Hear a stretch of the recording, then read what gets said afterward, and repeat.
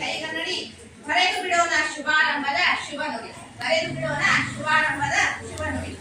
ಈಗ ಫೋಟೋ ಪೂಜೆ ಆದ ನಂತರ ಮತ್ತೊಂದು ಘಟ್ಟ ಪ್ರಾರ್ಥನಾ ಗೀತೆ. ನಮ್ಮ ಶಾಲೆಯ ವಿದ್ಯಾರ್ಥಿನಿಯಾದಂತಹ ಶ್ರದ್ಧಾ ಉತ್ಪೇನಿಗಳಿಂದ ಪ್ರಾರ್ಥನಾ ಗೀತೆ.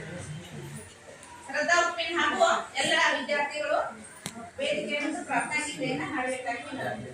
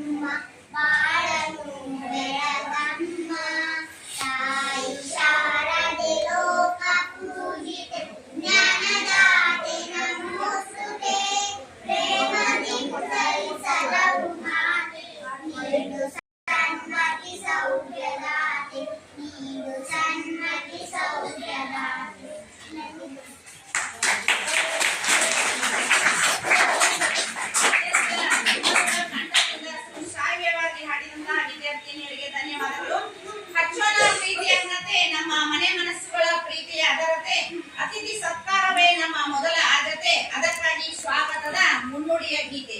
ಈಗ ವೇದಿಕೆ ಮೇಲೆ ಉಪಸ್ಥಿತಿರುವಂತಹ ಎಲ್ಲ ಅತಿಥಿ ಮಹೋದಯರನ್ನ ಹೃದಯ ತುಂಬಿ ಸ್ವಾಗತಿಸಲು ಬರುತ್ತಿದ್ದಾರೆ ನಮ್ಮ ಶಾಲೆಯ ಪ್ರಭಾರಿ ಪ್ರಧಾನ ಗುರುಗಳಾದಂತಹ ಶ್ರೀಯುತ ಡಿ.ವಿ. ಪೂಜಾರ್ ಗುರುಗಳು. ಇವತ್ತಿನ ದಿವಸ ನಮ್ಮ ಕರ್ನಾಟಕ ಪಬ್ಲಿಕ್ ಸ್ಕೂಲ್ ಹಾಗೂ ಸರ್ಕಾರಿ ಹಿರಿಯ ಪ್ರಾಥಮಿಕ ಒಂದು ಮಕ್ಕಳ ಶಾಲೆ ಜಂಟಿಯಾಗಿ ಎರಡು ಇಂಗ್ಲೀಷ್ ಮೀಡಿಯಂ ಮತ್ತು ಕನ್ನಡ ಮೀಡಿಯಂ ಜಂಟಿಯಾಗಿ ಇವತ್ತು ಸತತವಾಗಿ 3-4 ದಿವಸದಿಂದ ನಮ್ಮ ಶಾಲೆಯ ಎಡಿಟ್ ಮಾಡಿದ್ದಾರೆ. ಆ ಎಡಿಟ್ ಮಾಡಿದಂಥ ಅಧಿಕಾರಿಗಳಿಗೆ ಅವರಿಗೆ ನಮ್ಮ ಕಮಿಟಿ ಪರವಾಗಿ ನಮ್ಮ ಶಾಲಾ ಗುರು ಬಂಧುಗಳ ಪರವಾಗಿ ಅವರನ್ನ ಹೃತ್ಪೂರ್ವಕವಾದ ಸ್ವಾಗತವನ್ನು ಬಯಸ್ತಾ ಇದ್ದೀನಿ.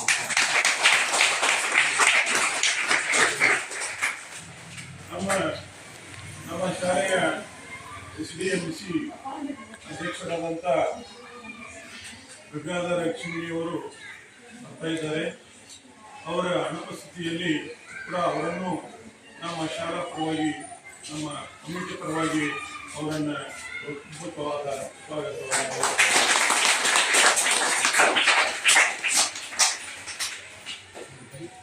ಅದರಂತೆ ನಮ್ಮ ಶಾಲೆಯ SDMCಯ ಉಪಾಧ್ಯಕ್ಷರು ವೇದಿಕೆಯ ಮೇಲೆ ಇದ್ದಾರೆ. ಅವರು ಕೂಡ ನಮ್ಮ ಕಮಿಟಿ ಪರವಾಗಿ ಅವರನ್ನ ನಮ್ಮ ಶಾಲಾ ಪರವಾಗಿ ಅವರನ್ನ ಹೃತ್ಪೂರ್ವಕವಾದ ಸ್ವಾಗತವನ್ನು. ನಮ್ಮ ಗ್ರಾಮದ ಹಿರಿಯ ಜೀವಿಗಳಾದಂಥ ಮತ್ತು ನಮ್ಮ ಆತ್ಮೀಯರಾದಂಥ ನಮ್ಮ ಅಕ್ಕತಿ ಸ್ವಾಮೀಜಿಗಳು ಈ ವೇದಿಕೆಯನ್ನು ಹಂಚಿಕೊಂಡಿದ್ದಾರೆ. ಈ ಸಮಾರಂಭದ ಶಾಲಾ ಪರವಾಗಿ ನಮ್ಮ ಕಮಿಟಿ ಪರವಾಗಿ ಅವರನ್ನು ಹೃತ್ಪೂರ್ವಕವಾದ ಸ್ವಾಗತವನ್ನು ಬಯಸ್ತೇನೆ. ಅದರಂತೆ ನಮ್ಮ ಶಾಲಾ ಕಮಿಟಿಯ ಸರ್ವ ಸದಸ್ಯರು ಆಗಮಿಸಿದ್ದಾರೆ. ಅವರು ಕೂಡ ಆಸಕ್ತಿಯಿಂದ ಸರ್ವ ಸದಸ್ಯರು ಕೂಡ ಆಗಮಿಸಿದ್ದಾರೆ. ಅವರನ್ನು ಕೂಡ ನಮ್ಮ ಶಾಲಾ SDMCಯ ಸರ್ವ ಸದಸ್ಯರನ್ನ ನಮ್ಮ ಶಾಲಾ ಪರವಾಗಿ ಗುರುಬಂಧುಗಳ ಪರವಾಗಿ ಅವರನ್ನ ಸ್ವಾಗತಿಸ್ತಾರೆ.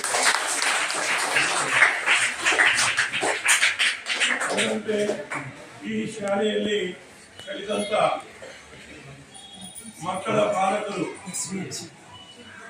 ಮತ್ತು ತಾಯಂದಿರು ಬಂದಿದ್ದಾರೆ, ಅವರ ತಂದೆಯವರು ಬಂದಿದ್ದಾರೆ, ಅವರ ಪರವಾಗಿ ಅಜ್ಜ ಅಜ್ಜಿಯರು ಕೂಡ ಬಂದಿದ್ದಾರೆ.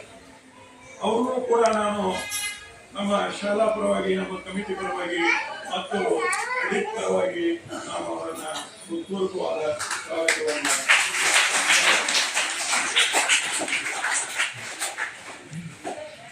ನಮ್ಮ ಈ ಶಾಲೆ 1ರಿಂದ 6ನೇ ತರಗತಿವರೆಗೆ ಇಂಗ್ಲಿಷ್ ಮೀಡಿಯಂ ಶಾಲೆ ಇದೆ. ಅದನ್ನೇ ಹೇಳಿದೆ ನಾನು ಫಸ್ಟ್ ನಿಮಗೆ. ಕರ್ನಾಟಕ ಪಬ್ಲಿಕ್ ಸ್ಕೂಲ್ ಇದು ಜನರಿಗೆ ಅಷ್ಟು ಗೊತ್ತಿಲ್ಲ. ಇಲ್ಲಿ ಇಂಗ್ಲಿಷ್ ಮೀಡಿಯಂ ಶಾಲೆ ಇದೆ. ಅದಕ್ಕಾಗಿ ಇಂಗ್ಲಿಷ್ ಮೀಡಿಯಂ ಶಾಲೆಗೆ ಹಚ್ಚಿದಂತ ಪಾಲಕರಿಗೆ ಇನ್ನು ಮತ್ತು ಮುಂದಿನ ವರ್ಷ ಅದು 7ನೇ ಜಾತಿಯಲ್ಲಿ ಇರ್ತದೆ. ಹಾಗೆ ಶಿಕ್ಷಕರನ್ನು ಕೊಡ್ತಾರೆ. ಅದಕ್ಕಾದ ಸಪರೇಟ್ ಆದ ಸದ್ಯ ಸ್ಟಾರ್ಟ್ ಮಾಡಿದ್ದಾರೆ. 1ನೇ ತರಗತಿ ಇಂಗ್ಲಿಷ್ ಮೀಡಿಯಂ ಶಾಲೆ. ಆ ಇಂಗ್ಲಿಷ್ ಮೀಡಿಯಂ ಶಾಲೆಯನ್ನ ಪ್ರಾರಂಭವಾಗಿದೆ. ಎಲ್ಲ ಪಾಲಕರು ಆ ಇಂಗ್ಲಿಷ್ ಮೀಡಿಯಂ ಶಾಲೆಗೆ ಹಚ್ಚಿ ಎಲ್ಲ ಫ್ರೀ ಇದೆ. ಅದಕ್ಕೆ ಇಂಗ್ಲಿಷ್ ಮೀಡಿಯಂಗೆ ಏನು ಡೊನೇಷನ್ ಇಲ್ಲ, ಯಾವುದೋ ಒಂದು ಪೈಸಾ ನಾವು ವಸೂಲು ಮಾಡೋದಿಲ್ಲ. ಅದಕ್ಕಾಗಿ ಬೇರೆ ಕಡೆ ಇಂಗ್ಲಿಷ್ ಮೀಡಿಯಂ ಶಾಲೆಗೆ ಹಚ್ಚಬೇಕಾದ್ರೆ ನೀವು ಎಷ್ಟೋ ರೊಕ್ಕವನ್ನ ಕೊಡಬೇಕಾಗ್ತದೆ. ವ್ಯಾನಿನ ರೊಕ್ಕ ಕೊಡಬೇಕಾಗ್ತದೆ ಮತ್ತು ಅಲ್ಲಿ ಫೀ ರೊಕ್ಕ ಕೊಡಬೇಕಾಗ್ತದೆ. ಮತ್ತು ಕಟ್ಟುನಿಟ್ಟಾಗಿ ಏನ್ ಮಾಡ್ತಾರೆ, ಹೋಮ್ವರ್ಕ್ ಕೊಡ್ತಾರೆ. ನಾವು ಹೋಮ್ವರ್ಕ್ ಕೊಡ್ತೇವೆ, ಇಲ್ಲ ಅನ್ನಂಗಿಲ್ಲ. ಹೋಮ್ವರ್ಕ್ ಕೊಡ್ತಾ ಇರ್ತಾರೆ ನಮ್ಮ ಟೀಚರ್ಸ್ ಕೂಡ. ಎಲ್ಲ ವಾಟ್ಸಪ್ದಲ್ಲಿ ನಾನು ನೋಡ್ತಾ ಇರ್ತೇನೆ, ಯಾರ್ಯಾರು ಹೋಮ್ವರ್ಕ್ ಕೊಡ್ತಾ ಇದ್ದಾರೆ, ಇದನ್ನ ಮಾಡ್ತಿದ್ದಾರೆ. ಹಾಗೆ ನೀವು ಹೋಮ್ವರ್ಕ್ಗಳನ್ನ ಮಕ್ಕಳ ಏನ್ ಕೊಟ್ಟಿದ್ದಾರೆ ಅವುಗಳನ್ನ ಜಾತಿ ಚಕ್ಕರೆ ಒಂದು ಅರ್ಧ ತಾಸು ಅವಧಿಯನ್ನ ಆ ಮಕ್ಕಳಿಗಾಗಿ ಮೀಸಲಾತಿ ಇಟ್ಟು ನೀವು ಏನ್ ಮಾಡ್ಬೇಕಂತಂದ್ರೆ ಮಕ್ಕಳ ಕಲಿಕೆಯ ಗುಣಮಟ್ಟವನ್ನು ಹೆಚ್ಚು ಮಾಡಲಿಕ್ಕೆ ಸಹಾಯ ಆಗ್ತದೆ. ಯಾಕಪ್ಪ ಅಂತಂದ್ರೆ ನಮ್ಮ ಕಡೆ ಇರೋ ಮಕ್ಕಳು 5 ತಾಸ ಇರ್ತಾರೆ, ಉಳಿದು ಟೈಮ್ ಎಲ್ಲ ನಿಮ್ಮ ಕಡೆ ಇರ್ತಾರೆ. ಅದಕ್ಕಾಗಿ ತಾಯಂದಿರು ಮತ್ತು ತಂದೆಯರ ಪಾತ್ರ ಬಹಳ ಮುಖ್ಯ ಇದೆ. ಅದಕ್ಕಾಗಿ ಅವರು ಇಂಗ್ಲಿಷ್ ಮೀಡಿಯಂ ಶಾಲೆಯಲ್ಲಿ ಏನ್ ಮಾಡ್ತಾರೆ ಗೊತ್ತಾ, ನಮ್ಮ ಕನ್ನಡ ಮೀಡಿಯಂ ಶಾಲೆಯಲ್ಲಿ ಬೇರೆ ಪ್ರೈವೇಟ್ ಏನ್ ಮಾಡ್ತಾರೆ ಗೊತ್ತಾ, ಅವರು ತಂದೆ ತಾಯಿಗಳು ಓದಿದಾರೋ ಏನಿಲ್ಲೋ, ಕಲ್ತಾರೋ ಏನೇನಿಲ್ಲೋ, ಅವ್ರು ಚೆಕ್ ಮಾಡ್ತಾ ಇದ್ದಾರೋ ಏನಿಲ್ಲೋ ಅವ್ರು ನೋಡ್ತಾರೆ. ನಮ್ಮ ಶಾಲೆ ಹಾಗೆಲ್ಲ. ಇವತ್ತು ಅವು ಓದಲಿಕ್ಕೂ ಹಚ್ಕೋಬೇಕ, ಅವು ಓದಿರೂ ಹಚ್ಕೋಬೇಕ, ಹೇಗಾದ್ರೂ ಹಚ್ಕೋಬೇಕ. ಹಾಗೆ ದೃಷ್ಟಿಯಿಂದ ನೀವು ಏನ್ ಮಾಡಬೇಕು, ಪಾಲಕರು ಎಚ್ಚೆತ್ತುಕೊಂಡು ಸರ್ಕಾರದ ಯೋಜನೆಗಳನ್ನ, ಸಾಕಷ್ಟು ಯೋಜನೆಗಳನ್ನ ಜಾರಿಗೆ ತಂದಿದೆ. ಆ ಜಾರಿಗೆ ತಂದಂತ ಯೋಜನೆಗಳನ್ನ ಪಾಲಕರು ನೀವು ಸದುಪಯೋಗ ಪಡಿಸಿಕೊಳ್ಬೇಕು. ಯಾಕಪ್ಪ ಅಂತಂದ್ರೆ ಮಕ್ಕಳಿಗೆ ಫ್ರೀಯಾಗಿ ಪುಸ್ತಕಗಳು ಕೊಡ್ತಾ ಇದೆ, ಪಠ್ಯ ಪುಸ್ತಕಗಳನ್ನು ಕೊಡ್ತಾ ಇದೆ, ಸಮಸ್ತಗಳನ್ನು ಕೊಡ್ತಾ ಇದೆ, ಮತ್ತು ಊಟ ಖರ್ಚು ಕೊಡ್ತಾ ಇದೆ. ಮತ್ತು ನಮ್ಮ ವಾರದಲ್ಲಿ 2 ದಿನ ಇತ್ತು ಮಕ್ಕಳಿಗೆ ಪೋಷಕಾಂಶ.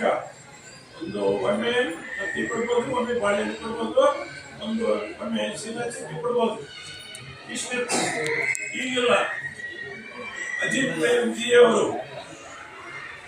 ಪ್ರೇಮ್ಜಿ ಅವರು ದೊಡ್ಡ ಪ್ರಮಾಣದಲ್ಲಿ 1500 ಕೋಟಿ ಮಕ್ಕಳಿಗೆ ದಾನವಾಗಿ ಕೊಟ್ಟಿದ್ದಾರೆ.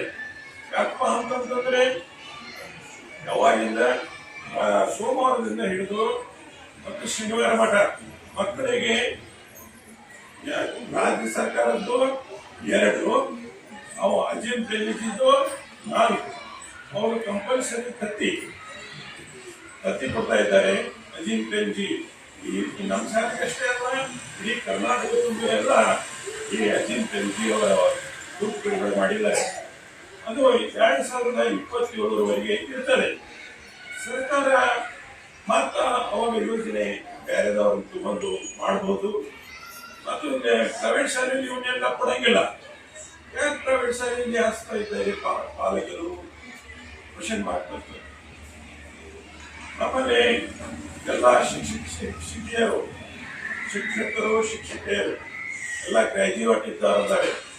ಎಲ್ಲ MA, ML, BA, BEd ಎಲ್ಲ ಬೇಸಿಗೆಯ ಆಧಾರದ ನಾವೆಲ್ಲ. ಅದಕ್ಕಾಗಿ ಅಲ್ಲಿ ಪ್ರೈವೇಟದಲ್ಲಿ ನೀವು ಏನ್ ಮಾಡ್ತಾರೆ, PUC ಆಧಾರನೋ ಇದನ್ನ ಆಧಾರನೋ ತಗೊಂಡಿರ್ತಾರೆ. ಎಷ್ಟು ಒಂದು 5,000 ರೂಪಾಯಿ ಕೊಟ್ಟು 10,000 ರೂಪಾಯಿ ಕೊಟ್ಟು ತಗೊಂಡಿರ್ತಾರೆ. ಯಾಕೆ ಅವ್ರೇನು ಟೀಕಾ ಮಾಡ್ತಾ ಇಲ್ಲ ಅಂತೆಲ್ಲ ನಾವು. ಯಾಕಪ್ಪ ಅಂತಂದ್ರೆ ಮಕ್ಕಳ ಅಭಿವೃದ್ಧಿ ಆಗ್ಬೇಕಾದ್ರೆ ನೀವು ಪ್ರತಿಯೊಂದು ಪಾಲಕರು ಏನ್ ಮಾಡಬೇಕು, ಈ ಬಾಗೇವಾಡಿಯಲ್ಲಿ ಸರ್ಕಾರಿ ಶಾಲೆ ಒಳಗ ಇಂಗ್ಲಿಷ್ ಮೀಡಿಯಂ ಶಾಲೆ ಎಲ್ಲಿ ಇಲ್ಲ. ಅದೇನಂದ್ರೆ ಬಾಗೇವಾಡಿಯಲ್ಲಿ ಇಷ್ಟೆಲ್ಲ ಶಾಲೆ ಇದಾವೆ, ಸರ್ಕಾರಿ ಇಂಗ್ಲಿಷ್ ಮೀಡಿಯಂ ಶಾಲೆ ಎಲ್ಲಿದಾವೆ? ಸರ್ಕಾರ ಇಲ್ಲಿ ಕೊಟ್ಟಿದೆ. ಎಲ್ಲೇ ಸರ್ಕಾರಿ ಹಿರಿಯ ಪ್ರಾಥಮಿಕ ಗಂಡು ಮಕ್ಕಳ ಶಾಲೆಗೆ ಕೊಟ್ಟಿದೆ. ಅದಕ್ಕೆ ನಿಮಗೆ ಕರ್ನಾಟಕ ಪಬ್ಲಿಕ್ ಇಂಗ್ಲಿಷ್ ಸ್ಕೂಲ್ ಅಂತ ಹೇಳಿದೆ. ಅದಕ್ಕಾಗಿ ನಿಮ್ಮ ಮಕ್ಕಳನ್ನ ಏನ್ ಮಾಡಬೇಕು, ಇಲ್ಲಿ ದಾಖಲಾತಿ ಹೆಚ್ಚಾಗಿ ಮಾಡಿ ಮಕ್ಕಳ ಅಭಿವೃದ್ಧಿಗೆ ಪಾಲಕರು ಮತ್ತು ಶಿಕ್ಷಕರು ಪಣ ಕೊಡಬೇಕು. ಅದಕ್ಕೆ ನಾವಂತೂ ಪಣ ಕೊಟ್ಟಿರ್ತೇವೆ. ಮಕ್ಕಳನ್ನ ಏನು ತಯಾರು ಮಾಡಬೇಕು, ಇದನ್ನೆಲ್ಲ ಇದನ್ನು ಮಾಡಬೇಕು ಅನ್ನೋದನ್ನ ನಾವು ಹಣ ಕೊಟ್ಟು ತಿಳಿದಿರುತ್ತೇವೆ. ಯಾಕಂದ್ರೆ ಈ ನಿಟ್ಟಿನೊಳಗೆ ಏನಾಗ್ತಾ ಇದೆ ಅಂತಂದ್ರೆ, ಸರ್ಕಾರಿ ಶಾಲೆಗಳು ಬಾಗೇವಾಡಿಯಲ್ಲಿ ಪ್ರೈವೇಟ್ ಶಾಲೆಗಳು ಬಹಳ ಆಗಿಬಿಟ್ಟಿದ್ದಾರೆ. ನಿಮಗಾದ್ರೂ ಗೊತ್ತಿರ್ಬೋದು, ಪ್ರೈವೇಟ್ ಶಾಲೆಗಳು ಬಹಳ ಆಗಿಬಿಟ್ಟಿದ್ದಾವೆ. ಅದಕ್ಕಾಗಿ ಸರ್ಕಾರಿ ಶಾಲೆಗೆ ಇಷ್ಟು ಸೌಲಭ್ಯಗಳನ್ನು ಕೊಟ್ಟರೂ ಕೂಡ ಯಾಕೆ ಕಡಿಮೆ ಆಗ್ತಾ ಇದೆ ಅಂತ ಹೇಳಿ ಅಧಿಕಾರಿಗಳು ಏನ್ ಮಾಡ್ತಾ ಇದ್ದಾರೆ, ಚೆಕಿಂಗ್ ನಡೆಸ್ತಾ ಇದ್ದಾರೆ, ಮೇಲೆ ಸಮೀಕ್ಷೆ ಮಾಡ್ತಾ ಇದ್ದಾರೆ, ಅಡಿಟ್ ಮಾಡ್ತಾ ಇದ್ದಾರೆ. ಅದಕ್ಕಾಗಿ ನೀವು ಸರ್ಕಾರಿ ಸೌಲಭ್ಯವನ್ನು ಕೊಟ್ಟರೂ ಕೂಡ ನೀವು ಪ್ರೈವೇಟ್ ಶಾಲೆಗೆ ಯಾಕೆ ಹಚ್ತಾ ಇದ್ದೀರಿ? ಅಲ್ಲಿ ಪ್ರೈವೇಟ್ ಶಾಲೆಯಲ್ಲಿ ಎಲ್ಲ ಕೊಡ್ತಾರೆ, ಏನು ಕೊಡಂಗಿಲ್ಲ. ನೋಡ್ರಿ, ನೀವು ತಿಳ್ಕೊಳ್ಳಿ, ಇಲ್ಲಿ ಕೊಡ್ತಕ್ಕಂತ ಸೌಲಭ್ಯ ಏನಿದೆ ಅದು ಏನು ಕೊಡೋದಿಲ್ಲ. ಎಲ್ಲ ರೊಕ್ಕದ ಮುಖಾಂತರ ಅವ್ರು ಏನ್ ಮಾಡ್ತಾರೆ, ನಿಮ್ಮಲ್ಲಿ ನಿರ್ಣಯಿಸ್ಕೋತಾರೆ ಎಲ್ಲ.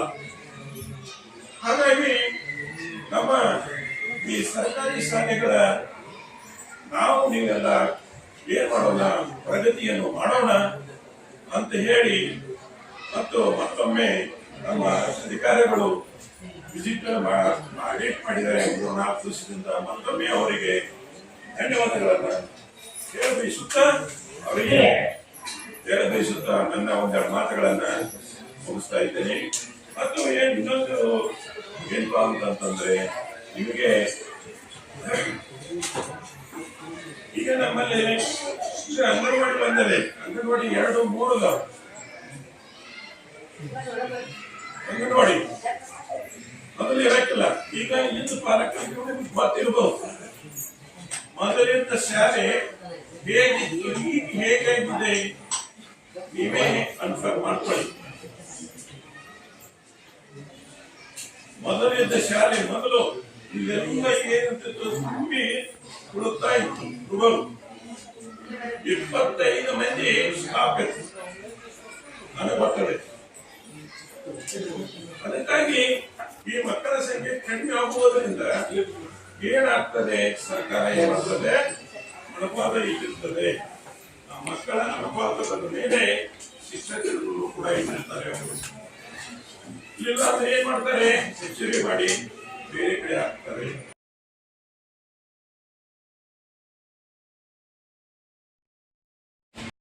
ಬರಲಿಲ್ಲ ಅಂತಂದ್ರೆ ಕೇಳಿ, ಪ್ರಧಾನ ಗುರುಗಳನ್ನ ಕೇಳಿ ಅಥವಾ ಶಿಕ್ಷಕರನ್ನ ಕೇಳಿ, ಹಿಂಗೆ ಅಂತೇಳಿ ನಾವು ಅದಕ್ಕೆ ಮಕ್ಕಳಿಗೆ ಪ್ರತಿಕ್ರಿಯೆಯನ್ನ ಕೊಡ್ತೇವೆ. ಇಷ್ಟು ಹೇಳಿ ನಾನು ಮತ್ತೊಮ್ಮೆ ಅಡಿಟ್ ಮಾಡಲು ಬಂದಂತ ಅಧಿಕಾರಿಗಳಿಗೆ ಮತ್ತು ಆಸಕ್ತಿ ವಹಿಸಿ ಪಾಲಕರು ಬಂದಿದ್ದಾರೆ, ಅವರಿಗೆ ಮತ್ತೊಮ್ಮೆ ನನ್ನ ವಂದನೆಗಳನ್ನು ಹೇಳುತ್ತಾ ಎಲ್ಲರಿಗೂ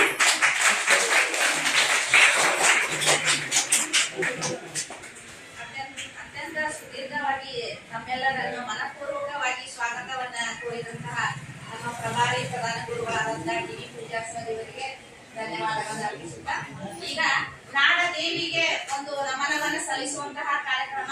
ತಾಯಿ ಭುವನೇಶ್ವರಿ ದೇವಿಗೆ ನಮ್ಮ ನಾಡಗೀತೆಯನ್ನು ಅರ್ಪಿಸುವುದರ ಮೂಲಕ ನಮ್ಮ ಅಲ್ಪ ಭಕ್ತಿಯನ್ನ ಆ ಭುವನೇಶ್ವರಿ ದೇವಿಗೆ ಸಲ್ಲಿಸೋಣ. ದಯವಿಟ್ಟು ಎಲ್ಲರೂ ಎದ್ದು ನಿಂತ್ಕೊಳ್ರಿ.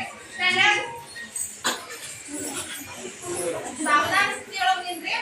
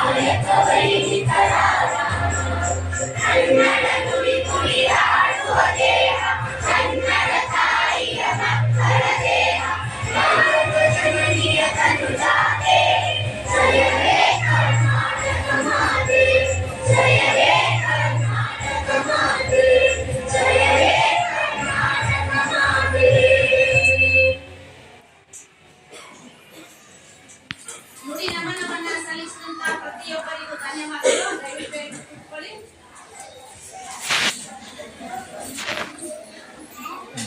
ಈಗ ಕಾರ್ಯಕ್ರಮದ ಮತ್ತೊಂದು ಘಟ್ಟವಾದಂತಹ ಪ್ರಾಸ್ತಾವಿಕ ಭಾಷಣ. ಈ ಪ್ರಾಸ್ತಾವಿಕ ಭಾಷಣವನ್ನ ನಮ್ಮ ಮುಖ್ಯ ಅತಿಥಿಗಳ ಸ್ಥಾನವನ್ನ ವಹಿಸಿರುವಂತಹ ಶ್ರೀಯುತ ನಾಗೇಶ್ ಮಡಿವಾಳ್, ತಾಲೂಕು ಕಾರ್ಯಕ್ರಮಾಧಿಕಾರಿ, ತಾಲೂಕು ಪಂಚಾಯತಿ ಬೆಳಗಾವಿ ಇವರು ತಮ್ಮ ಪ್ರಾಸ್ತಾವಿಕ ನುಡಿಗಳನ್ನ ನಮ್ಮ ನಿಮ್ಮೆಲ್ಲರಿಗೆ ಹೇಳಬೇಕಾಗಿ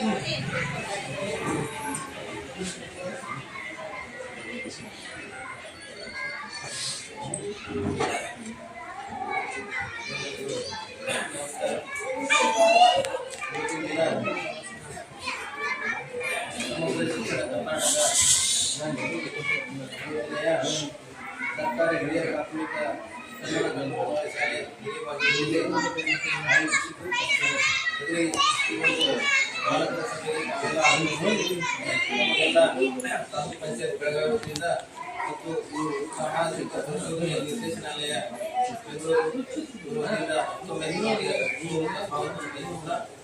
ನಮಗೆಲ್ಲ ಗೊತ್ತಿದ್ದಂಗೆ ಮಹಾತ್ಮ ಗಾಂಧಿ ನರೇಗಾ ಯೋಜನೆ ಆಗಿರ್ಬೋದು, 15ನೇ ಹಣಕಾಸು ಯೋಜನೆ, ಅದೇ ರೀತಿ ಸಮಗ್ರ ಶಿಕ್ಷಣ ಯೋಜನೆ ಆಗಿರ್ಬೋದು, ತಾಲೂಕು ಪಂಚಾಯತಿಯ 15ನೇ ಹಣಕಾಸು ಮತ್ತು ಜಿಲ್ಲಾ ಪಂಚಾಯತಿಯ 15ನೇ ಹಣಕಾಸು ಆಗಿರ್ಬೋದು, ಈ ರೀತಿ ವಿವಿಧ ಯೋಜನೆಗಳ ಬಗ್ಗೆ ಸಾಮಾಜಿಕ ಪರಿಶೋಧನೆಯನ್ನ ನಡೆಸ್ತೇವೆ.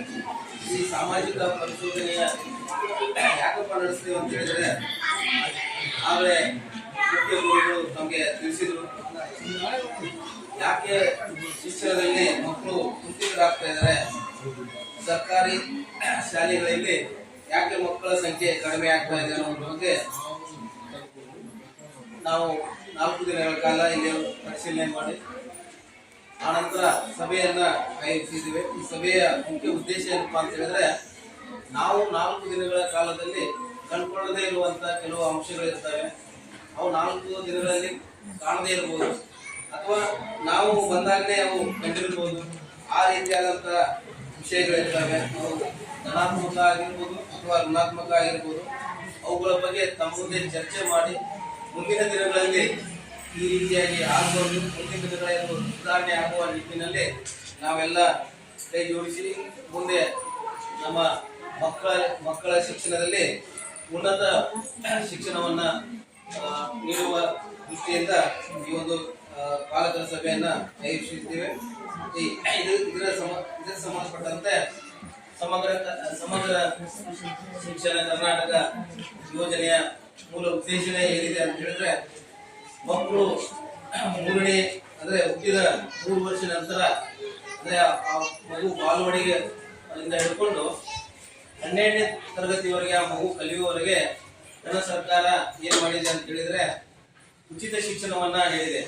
ಯಾರಿಗೂ ಕೂಡ ಭೇದ ಭಾವ ಇಲ್ಲದೆ ಎಲ್ಲರಿಗೂ ಹೆಣ್ಮಗು ಆಗಿರ್ಬೋದು ಗಂಡ್ಮಗು ಆಗಿರ್ಬೋದು, ಯಾವುದೇ ಜಾತಿ ಕುಲ ಗೋತ್ರ ನೋಡ್ದೇನೆ ಎಲ್ಲರಿಗೂ ಉಚಿತವಾಗಿ ಮುಕ್ತವಾದ ಶಿಕ್ಷಣವನ್ನ ನೀಡ್ತಾ ಇದೆ. ಅದರ ಸದುಪಯೋಗ ಕೂಡ ತಾವು ಪಡ್ಕೊಂಡಿದ್ದೇನೆ. ಅದೇ ರೀತಿ ಮಕ್ಕಳು ಕಲಿಕೆಯಲ್ಲಿ ಹಿಂದುಳಿದಂತಹ ಮಕ್ಕಳು ಅಂದ್ರೆ ಶಾಲೆಯಿಂದ ಅಡ್ಮಿಷನ್ ಮಾಡಿ ಬಿಟ್ಟು ಬೇರೆ ಕಡೆ ಕೆಲಸಕ್ಕೆ ಹೋಗುವಂತ ಮಕ್ಕಳು ಇರ್ತವೆ. ಆ ಮಕ್ಕಳನ್ನು ಕೂಡ ಗುರುತಿಸಿ ಅವರನ್ನು ಕೂಡ ಕರ್ಕೊಂಡು ಅವರಿಗೆ ಕೂಡ ಶಿಕ್ಷಣ ನೀಡುವಂತ ಯೋಜನೆಯಾಗಿದೆ. ಈ ಎಲ್ಲ ನಿಟ್ಟಿನಲ್ಲಿ ಈ ಶಿಕ್ಷಣ ನೀಡ್ತಾ ಇದ್ದಾರೆ. ಅದರ ಜೊತೆಗಾಗಿ ವೃತ್ತಿ ಶಿಕ್ಷಣವನ್ನ ಕೂಡ ಶಾಲೆಗಳಲ್ಲಿ ನೀಡಬೇಕಾಗಿದೆ, ಅದು ಕೂಡ ನೀಡ್ತಾ ಇದ್ದಾರೆ. ಈ ವೃತ್ತಿ ಶಿಕ್ಷಣ ಏನಪ್ಪಾ ಅಂತ ಹೇಳಿದ್ರೆ ತಮಗೆಲ್ಲ ಗೊತ್ತಿರ್ಬೋದು. ಮಗು ಡಿಗ್ರಿ ಹೋಗಿರ್ತಾರೆ, ಹೈ ಕ್ವಾಲಿಫೈಡ್ ಆಗಿರ್ತಾರೆ, ಆದ್ರೂ ಕೂಡ ಅವ್ರಿಗೆ ಏನು ಕೆಲಸ ಇಲ್ದರೆ ನನ್ನ ಗೌರ್ಮೆಂಟ್ ನೌಕರಿ ಬರಲಿ, ಯಾವ್ದೋ ಒಂದು ಒಳ್ಳೆ ಕಂಪ್ನಿಯಲ್ಲಿ ಕೆಲಸ ಸಿಗಲಿ ಅಂತ ಅವ್ರ ಮನೆಯಲ್ಲೇ ಇರ್ತಾರೆ. ಸೊ ಆ ರೀತಿ ಆಗಬಾರ್ದು. ಅವರು ಅಂದ್ರೆ ಬಾಲ್ವಾಡಿಯಿಂದ ಹಿಡ್ಕೊಂಡು ಅಂದ್ರೆ 1ನೇದಿಂದ ಹಿಡ್ಕೊಂಡು ಅವ್ರು ಯಾವಾಗ ಡಿಗ್ರಿ ಮುಗಿಯುವವರೆಗೆ ಅವ್ರಿಗೆ ಯಾವ್ದಾದ್ರು ಒಂದು ಕಂಪ್ಯೂಟರ್ ಆಗಿರ್ಬೋದು, ಕಂಪ್ಯೂಟರ್ ತರಬೇತಿ ಆಗಿರ್ಬೋದು, ಅಥವಾ ಯಾವ್ದಾದ್ರು ಒಂದು ಮೆಕ್ಯಾನಿಕಲ್ ಫೀಲ್ಡ್ ಆಗಿರ್ಬೋದು, ಅಥವಾ ತನ್ನ ಜೀವನಕ್ಕೆ ಈ ಲೋಕಲ್ ಅಲ್ಲಿ ಅವ್ನಿಗೆ ಏನಾದ್ರು ಒಂದು ತಾನೇ ಸ್ವಂತ ಬಿಸ್ನೆಸ್ ಮಾಡ್ಕೊಂಡು ಬದುಕುವಂತ ವೃತ್ತಿ ಜೀವನವನ್ನ ಕೂಡ ಈ ಒಂದು ಶಾಲೆಯಲ್ಲಿ ಆಗ್ಬೇಕಾಗಿದೆ. ಅದು ಕೂಡ ಈ ಸಮಗ್ರ ಶಿಕ್ಷಣ ಕರ್ನಾಟಕದ ಒಂದು ಬಹುಭಾಗ ಅಂಗ ಕೂಡ ಆಗಿದೆ. ಅದೇ ರೀತಿಯಾಗಿ ನಾವು 4 ದಿನಗಳ ಕಾಲ ತಮ್ಮ ಶಾಲೆಯಲ್ಲಿ ಕಂಡುಕೊಂಡಿದ್ದೇನೆಂದ್ರೆ ಪಾರದರ್ಶಕತೆ. ಅಂದ್ರೆ ನಮ್ಮ ಉದ್ದೇಶ, ಸಾಮಾಜಿಕ ಪರಿಶೋಧನೆಯ ಉದ್ದೇಶ ಏನಪ್ಪಾ ಅಂತ ಹೇಳಿದ್ರೆ ಪಾರದರ್ಶಕತೆ, ಉತ್ತರದಾಯಿತ್ವ ಮತ್ತು ತಮಗೆಲ್ಲ ಈ ಒಂದು ಸಭೆಯಲ್ಲಿ ಕೂಡಿಸಿ ಇದರ ಏನು ಉದ್ದೇಶ ಇದೆ, ಏನೆಲ್ಲ ನೋಡ್ಕೊಂಡಿದ್ದೇವೆ 4 ದಿನದಲ್ಲಿ, ಏನೆಲ್ಲ ಕಂಡ್ಕೋಬೇಕಾಗಿದೆ ಅದನ್ನ ತಮ್ಮ ಮುಂದೆ ಚರ್ಚೆ ಮಾಡಿ ಅದು ತಾಲೂಕು ಪಂಚಾಯತಿ ಮತ್ತು ಜಿಲ್ಲಾ ಪಂಚಾಯತಿಗೆ ಮತ್ತು ಶಿಕ್ಷಣ ಇಲಾಖೆಗೆ ಈ ಯೋಜನೆಯನ್ನ ಮಂಡಿಸ್ತಾ ಇದ್ದೇವೆ. ಮೊದಲನೇದಾಗಿ ತಮ್ಮ ಶಾಲೆಯಲ್ಲಿ ಕಂಡುಕೊಂಡಿದ್ದಂತ ಧನಾತ್ಮಕ ಅಂಶಗಳ ಬಗ್ಗೆ ನಾವು ಚರ್ಚಿಸೋಣ. ಮೊದಲನೇದಾಗಿ 1ರಿಂದ 7ನೇ ತರಗತಿ ವಿದ್ಯಾರ್ಥಿಗಳಿಗೆ ಶೂ ಮತ್ತು ಸಾಕ್ಸ್ಗಳನ್ನ ನೀಡಿದ್ದಾರೆ. ಆನಂತರ ಅದೇ ರೀತಿ ಸಮವಸ್ತ್ರ 2 ಜೊತೆ ಬಟ್ಟೆಯನ್ನು ಕೂಡ ನೀಡಿದ್ದಾರೆ. ಆನಂತರ ಶಾಲಾ ಶಿಕ್ಷಕರು ನಿಯಮಿತವಾಗಿ ಹಾಜರಾತಿ ಉತ್ತಮವಾಗಿದೆ, ಅಂದ್ರೆ ನಿಯಮಿತವಾಗಿ ಶಾಲೆಗೆ ಹಾಜರಿರುತ್ತಾರೆ. ಅದೇ ರೀತಿ ಮಕ್ಕಳು ಪ್ರಾರ್ಥನೆಯಲ್ಲಿ ದಿನಪತ್ರಿಕೆಯನ್ನು ಕೂಡ ಓದ್ತಾ ಇದ್ದಾರೆ. ಆನಂತರ ಶಾಲಾ ವಿದ್ಯಾರ್ಥಿಗಳು ಪ್ರಾರ್ಥನೆ ಸಮಯದಲ್ಲಿ ರಸಪ್ರಶ್ನೆಗಳನ್ನ ಕೇಳಿ ಅವರನ್ನ ಡೇ ಟು ಡೇ ಅಪ್ಡೇಟ್ ಮಾಡ್ತಾ ಇದ್ದಾರೆ. ಅದೇ ರೀತಿ ಉತ್ತಮವಾದ ಆಟದ ಮೈದಾನ ಕೂಡ ಇಲ್ಲಿ ಲಭ್ಯವಿದೆ. ಆನಂತರ ಶಾಲಾ ವಿದ್ಯಾರ್ಥಿಗಳಿಂದ ಪ್ರಾರ್ಥನೆಯಲ್ಲಿ ಸಂವಿಧಾನ ಪೀಠಿಗಳನ್ನು ಕೂಡ ತಿಳಿಸ್ತಾ ಇದ್ದಾರೆ.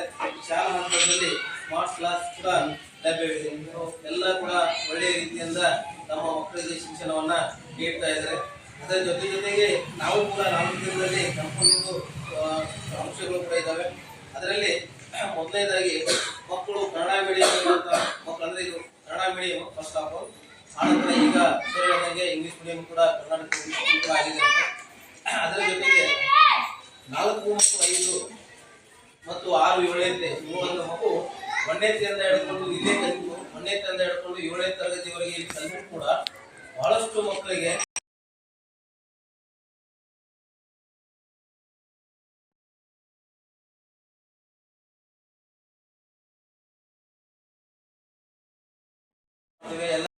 ಶಿಕ್ಷಣವನ್ನ ನೀಡ್ತೇವೆ.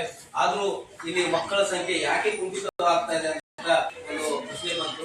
ಸೊ ಇಲ್ಲಿ ಏನಾಗ್ತಾ ಇದೆ ಅಂತ ಹೇಳಿದ್ರೆ, 1ನೇತೆ ಕಲಿತಂತ ಮಗು ಅವ್ರು 7ನೇತೆವರೆಗೂ ಕೂಡ ಅವನಿಗೆ ಕನ್ನಡ ಬರ್ಲಿಕ್ಕೆ ಬರಲ್ಲ, ಓದ್ಲಿಕ್ಕೆ ಬರಲ್ಲ ಅಂತ ಹೇಳಿದ್ರೆ ಎಲ್ಲಿ ಶಿಕ್ಷಣದಲ್ಲಿ ತೊಂದರೆ ಆಗ್ತಾ ಇದೆ ಅನ್ನೋದು ನಾವು ಅರ್ಥ ಮಾಡ್ಕೋಬೇಕು.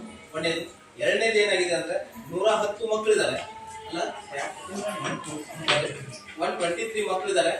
ಅದರಲ್ಲಿ 41 ಮಕ್ಕಳು FLN ಅಲ್ಲಿ ಲಿಸ್ಟಲ್ಲಿ ಬಂದಿದ್ದಾರೆ. ಅಂದ್ರೆ 123 ಮಕ್ಕಳ ಸಂಖ್ಯೆ ಇದ್ದಾಗ 41 ಮಕ್ಕಳು ಕಲಿಕೆಯಲ್ಲಿ ಹಿಂದುಳಿದಿದ್ದಾರೆ ಅಂತ ಹೇಳಿದ್ರೆ, ಸೊ ಅಲ್ಲಿ ಶಿಕ್ಷಕರು ಅದೇ ಶಾಲೆದು ಮತ್ತು ತಮ್ಮದು ಕೂಡ ಅಲ್ಲಿ ಪಾತ್ರ ಬಹಳ ಇದೆ. ಯಾಕಂದ್ರೆ ಅದು 3 ಆಂಗಲ್ ಅಲ್ಲಿ, ಅದು 3 ಆಂಗಲ್ ಅಲ್ಲಿ ವರ್ಕ್ ಆಗ್ತದೆ. ಒಂದು, ಮಗು ಶಾಲೆಗೆ ಬಂದಾಗ ಶಾಲೆಯಲ್ಲಿ ಪಾಠ ಕಲಿತು ಅದನ್ನ ಹೋಮ್ವರ್ಕ್ ಕೊಟ್ಟಿರ್ಬೋದು ಅಥವಾ ಚಟುವಟಿಕೆ ಕೊಟ್ಟಿರ್ಬೋದು, ಅದನ್ನ ನೀವು ಮನೆಗೆ ಬಂದಾಗ ಮನೆಯಲ್ಲಿ ನೀವು ಒಂದು ಅರ್ಧ ಗಂಟೆನೋ 20 ನಿಮಿಷನೋ ನಿಮ್ಗೆ ಎಷ್ಟು ಟೈಮ್ ಸಿಗ್ತದೆ ಆದಷ್ಟು ಹೆಚ್ಚು ಕಾಲನ ಮಗುವಿನ ಜೊತೆಗೆ ಏನ್ ಮಾಡ್ತಾ ಇದ್ದೀರಿ, ಏನ್ ಕಲಿಸಿದ್ರು ಇಷ್ಟು ಕೇಳಿದ್ರೆ ಸಾಕು. ಆ ಮಗು ಬೆಳಿಗ್ಗಿಂದ ಹಿಡ್ಕೊಂಡು ಸಂಜೆವರೆಗೆ ಯಾವ ಶಿಕ್ಷಕರು ಏನ್ ಕಲಿಸಿದ್ರು, ಏನ್ ಮೊಬೈಲ್ ನೋಡಿದ್ರು, ನಮಗೇನ್ ಆಟನ ಕೊಟ್ಟರು, ಏನ್ ಚಟುವಟಿಕೆ ಮಾಡಿದ್ರು ಅನ್ನೋದ್ರ ಬಗ್ಗೆ ಆ ಮಗುವನ್ನೇ ನಿಮ್ಗೆ ಇದ್ರ ಬೇಗ ಅರ್ಥ ಆಗ್ತದ. ಸೊ ನಾವು ಎಷ್ಟು ಕಲಿಕೆಯಲ್ಲಿ ನಾವು ಮಕ್ಕಳನ್ನ ಶಾಲೆ ಕಳಿಸೋದಷ್ಟೇ ಆಗಿದೆ, ಆದ್ರೆ ಅವ್ರ ಬಗ್ಗೆ ಕಾಳಜಿ ವಹಿಸುವುದನ್ನ ಬಹಳ ಕಡಿಮೆ ಆಗ್ತದೆ. ಸೊ ದಯವಿಟ್ಟು ತಾವು ಕೂಡ, ಯಾಕಂದ್ರೆ ಒಂದೇ ಆಂಗಲ್ ಅಲ್ಲಿ ನೋಡಿದ ಶಿಕ್ಷಕರ ಮೇಲೆ ನಾವು ಶಿಕ್ಷಣ ನೀಡ್ತಾ ಇಲ್ಲ ಅಂತಲ್ಲ. ಯಾಕಂದ್ರೆ 123 ಮಕ್ಕಳಲ್ಲಿ 50% ಮಕ್ಕಳು ಹುಷಾರಿದ್ದಾರೆ, 50% ಇಲ್ಲ ಅಂದಾಗ 50% ನೀವು ಅವರೇ ಕಲಿಸ್ತಾರೆ, 50% ಯಾರು ಕಲಿಸಿಲ್ಲ ಅವ್ರಿಗೂ ಅವರೇ ಒಂದೇ ಬೋಧನೆಯನ್ನು ಮಾಡ್ತಾ ಇರ್ತಾರೆ. ಸೊ ಅವಾಗ ಮಕ್ಕಳು ಮನೆಯಲ್ಲಿ ಬಂದಾಗ ಅವ್ರ ಜೊತೆಗೆ ಮಿಂಗಲ್ ಆಗಿ ಅವ್ರು ಏನ್ ಮಾಡ್ತಾ ಇದಾರೆ, ಏನಿಲ್ಲ, ಹೋಮ್ವರ್ಕ್ ಎಷ್ಟು ಮಾಡ್ತಾ ಇದಾರೆ ಅನ್ನೋದ್ರ ಬಗ್ಗೆ ದಯವಿಟ್ಟು ತಾವು ಕಾಳಜಿ ವಹಿಸಬೇಕಾಗಿದೆ. ಆನಂತರ 2ನೇ ಪಾಯಿಂಟ್ ನಾವು ಇಲ್ಲಿ ಕಂಡುಕೊಂಡಿದ್ದೇವೆ ಅಂತ ಹೇಳಿದ್ರೆ, ಮಕ್ಕಳಲ್ಲಿ ಶೌಚಾಲಯದ ಶೌಚಾಲಯ ಇರುತ್ತದೆ, ಆದ್ರೆ ವ್ಯವಸ್ಥಿತವಾಗಿ ಇರಲ್ಲ. ಅದ್ರ ಒಳಗಡೆ ನೀರಿನ ವ್ಯವಸ್ಥೆ ಕೂಡ ಇಲ್ಲ. ದಯವಿಟ್ಟು SDMC ಕಮಿಟಿಯವರು ಮತ್ತು ಶಾಲಾ ಮುಖ್ಯ ಶಿಕ್ಷಕರು ಅದರ ಬಗ್ಗೆ ಬಹಳಷ್ಟು ಗಮನ ವಹಿಸಬೇಕು. ಯಾಕಂದ್ರೆ ಗಂಡು ಮಕ್ಕಳು ಆಗಿರ್ಬೋದು, ಹೆಣ್ಮಕ್ಳು ಆಗಿರ್ಬೋದು, ಯಾರು ಕೂಡ ಹೊರಗಡೆ ಹೋಗ್ಲಿಕ್ಕೆ ಆಗಲ್ಲ. ಸೊ ಅದಕ್ಕಾಗಿ ಶೌಚಾಲಯ ವ್ಯವಸ್ಥೆ ಬಹಳ ಮುಖ್ಯವಾಗಿದೆ. ಸೊ ಇಲ್ಲಿ ಆಗ ಸರ್ ಹೇಳಿದ್ರು, ಬಹಳಷ್ಟು ಕಾನ್ವೆಂಟ್ ಅಂದ್ರೆ ಪ್ರೈವೇಟ್ ಸ್ಕೂಲ್ಗಳು ಇದಾವೆ, ಎಲ್ಲ ಪ್ರೈವೇಟ್ ಸ್ಕೂಲ್ಗಳಿಗೆ ಹೋಗ್ತಾ ಇದ್ದಾರೆ. ಸೊ ಮನುಷ್ಯ ಅಂದ್ರೆ ಈಗಿನ ಎಲ್ಲ ಪಾಲಕರು ಬಹಳಷ್ಟು ವಿಚಾರ ಏನ್ ಮಾಡ್ತಾ ಇದ್ದಾರೆ ಅಂದ್ರೆ, ನನ್ನ ಮಗು ಹೈ ಕ್ವಾಲಿಫೈಡ್ ಆಗಬೇಕು, ಉನ್ನತ ಶಿಕ್ಷಣವನ್ನ ಪಡ್ಕೋಬೇಕು ಅನ್ನೋದ್ರ ಬಗ್ಗೆ ವಿಚಾರ ಇರ್ತದೆ. ಇದೊಂದು ಕಾರಣ ಆಗಿರ್ಬೋದು.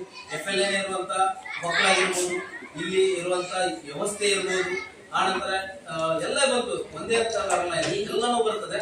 ಸೊ ಅದಕ್ಕೆ ಅದನ್ನ ನಾವು ಗಮನದಲ್ಲಿ ಇಟ್ಟುಕೊಂಡು ಅದನ್ನ ಕೂಡ ಸರಿಪಡಿಸಬೇಕಾಗಿದೆ. ಅದೇ ರೀತಿಯಾಗಿ ಶಾಲೆಯಲ್ಲಿ ಅಡಿಗೆ ಮಾಡಲು ಪ್ರತ್ಯೇಕವಾದ ಕೊಠಡಿ ಕೂಡ ಇರುವುದಿಲ್ಲ. ಆಮೇಲೆ ಅದು ಕೂಡ ಸ್ವಚ್ಛತೆಯಿಂದ ಕೂಡಿಲ್ಲ. ದಯವಿಟ್ಟು ಅದು ಮುಖ್ಯ ಶಿಕ್ಷಕರು ಅದು ಮಾಡ್ಕೋಬೇಕಾಗಿದೆ. ಆನಂತರ ಮಕ್ಕಳಲ್ಲಿ ಬಹಳ ಮುಖ್ಯವಾಗಿದ್ದು ಶಿಸ್ತು, ವಿನಯ ಮತ್ತು ಶಿಸ್ತು ಅನ್ನೋದು ಬಹಳ ಮುಖ್ಯವಾಗಿತ್ತು. ಯಾಕಂದ್ರೆ ನಾನು ಆಗಲಿಂದ ಬಂದು ನೋಡ್ತಾ ಇದ್ದೇನೆ, ಎಷ್ಟೋ ಮಕ್ಕಳು ನಾವು ಹೇಳ್ತಾ ಇರೋದು ಕೇಳ್ತಾ ಇದ್ದಾರೆ, ಎಷ್ಟೋ ಮಕ್ಕಳು ಅದನ್ನ ಮೊಬೈಲ್ ಅಲ್ಲಿ ನೋಡ್ತಾ ಇದ್ದಾರೆ. ಸೊ ನಾವು ಈ ತರ ಆಗಿದ್ರೆ ಮಗು ಎಲ್ಲಿ ತಪ್ತಾ ಇದೆ ಅನ್ನೋದ್ರ ಬಗ್ಗೆ ಕೂಡ ನಾವು ಗಮನಿಸಬೇಕಾಗ್ತದೆ. ಅದಕ್ಕೆ ಕ್ಲಾಸ್ ಟೀಚರ್ಗಳು ದಯವಿಟ್ಟು ಅದನ್ನ ಮಾಡ್ಕೋಬೇಕಾಗಿದೆ. ಅದು 2ನೇದು, ಕ್ಲಾಸ್ ವೈಸ್ ಶಿಕ್ಷಕರು 1ನೇ ತರಗತಿಯಿಂದ ಒಂದು ಮಗು ಅಂದ್ರೆ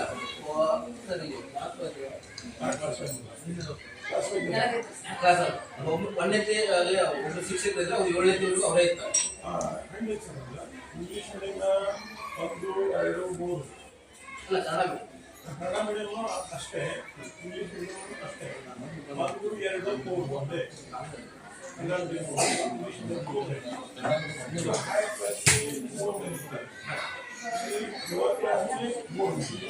ಅಂದ್ರೆ subject wise class wise class ಇಲ್ಲ,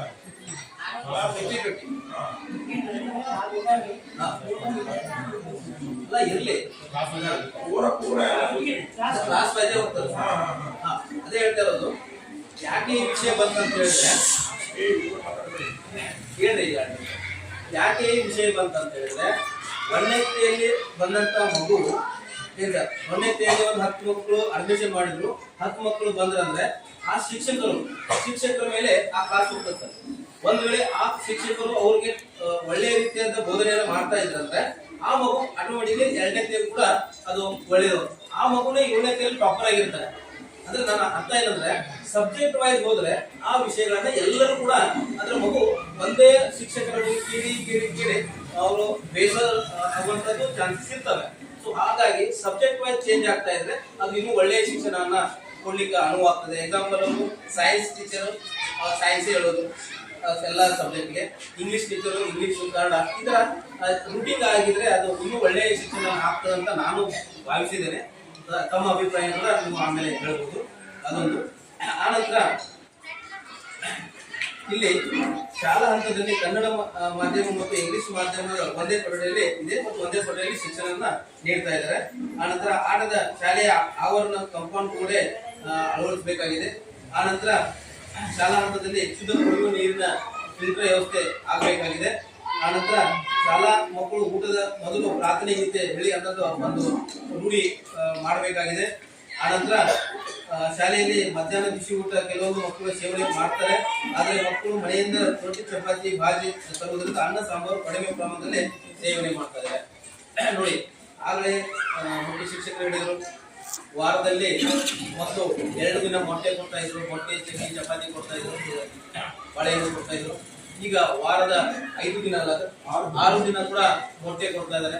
ಇದು ಯಾಕೆ ಕೊಡ್ತಾ ಇದ್ದಾರೆ ಅಂತ ಹೇಳಿದ್ರೆ ಮಕ್ಕಳು ದೈಹಿಕವಾಗಿ ಮತ್ತು ಆಧ್ಯಾತ್ಮಿಕವಾಗಿ ಶೈಕ್ಷಣಿಕವಾಗಿರಾಗಿರ್ಬೋದು ಎಲ್ಲ ರೀತಿಯಿಂದ ಆ ಮಗು ಮಾನಸಿಕವಾಗಿ ಮತ್ತು ದೈಹಿಕವಾಗಿ 2 ರೀತಿಯಿಂದ ಆ ಮಗು ಬೆಳವಣಿಗೆ ಆಗಬೇಕು ಅನ್ನೋದು ಉದ್ದೇಶದಿಂದಲೇ ಸರ್ಕಾರ ಇಷ್ಟೆಲ್ಲ ಯೋಜನೆಯನ್ನ ಹಮ್ಮಿಕೊಂಡಿದೆ.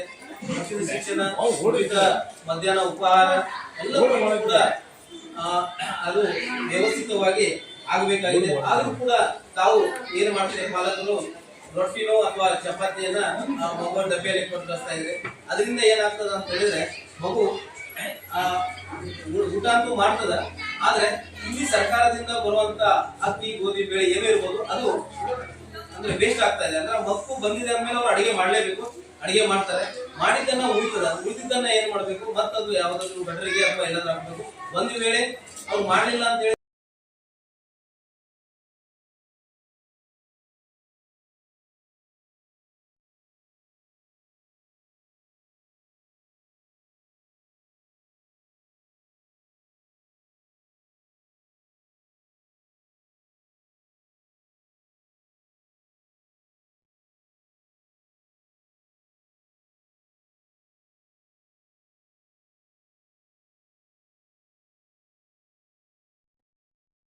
ಮುಂದೆ ಚರ್ಚೆ ಮಾಡಿದೆ.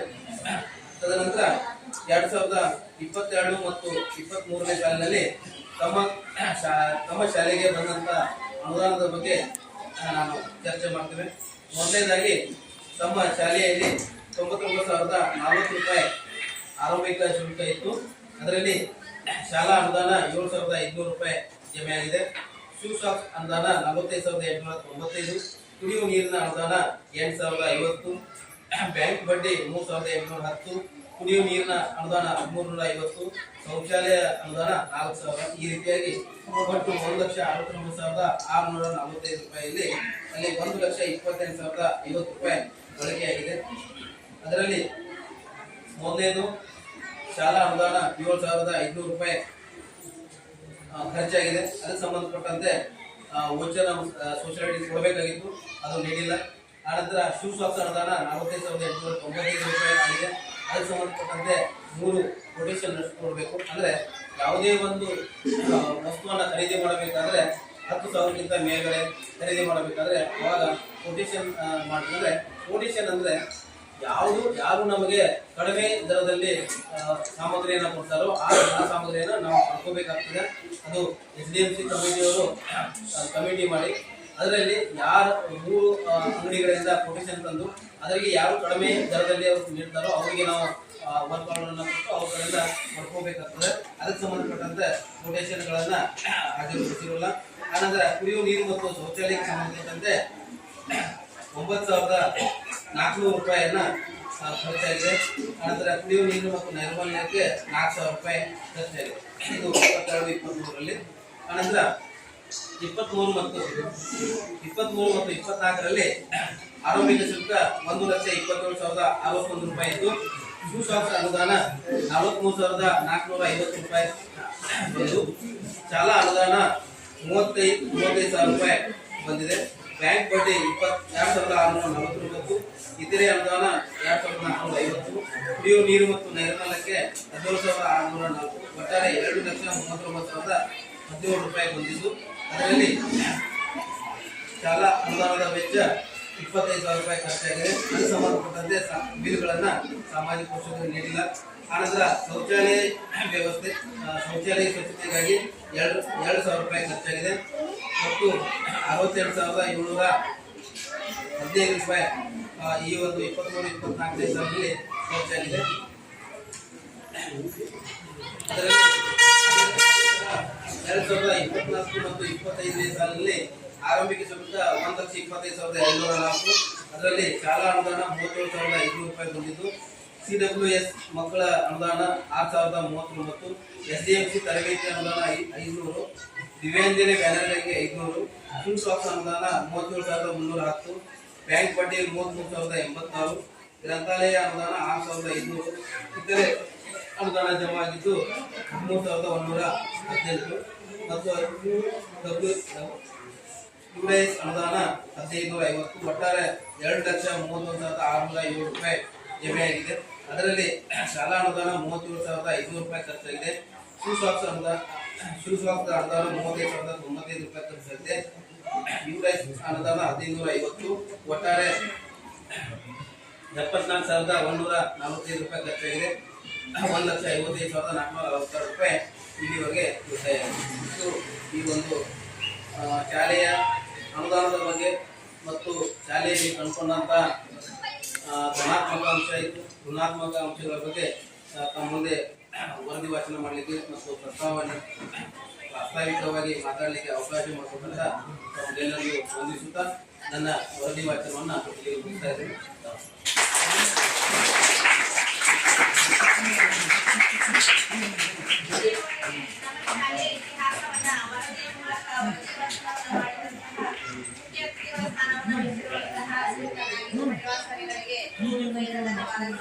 ಇದೀಗ ತಾನು ಆಗಮಿಸಿದಂತಹ ನಮ್ಮ ಶಾಲೆಯ STMC ಅಧ್ಯಕ್ಷರಾದಂತಹ ಗಂಗಾಧರ ಲಕ್ಷ್ಮಣ್ ನಮ್ಮ ಶಾಲೆಯ ಎಲ್ಲ ಸಹಶಿಕ್ಷಕರು ಮತ್ತು ಪ್ರಧಾನ ಗುರುಗಳು ಹಾಗೂ ವೇದಿಕೆಯಲ್ಲಿ ಇರುವ ಎಲ್ಲರ ಪರವಾಗಿ ಮಕ್ಕಳ ಪರವಾಗಿ ಸ್ವಾಗತವನ್ನು ಕೋರ್ತಾ ಇದ್ದೀನಿ.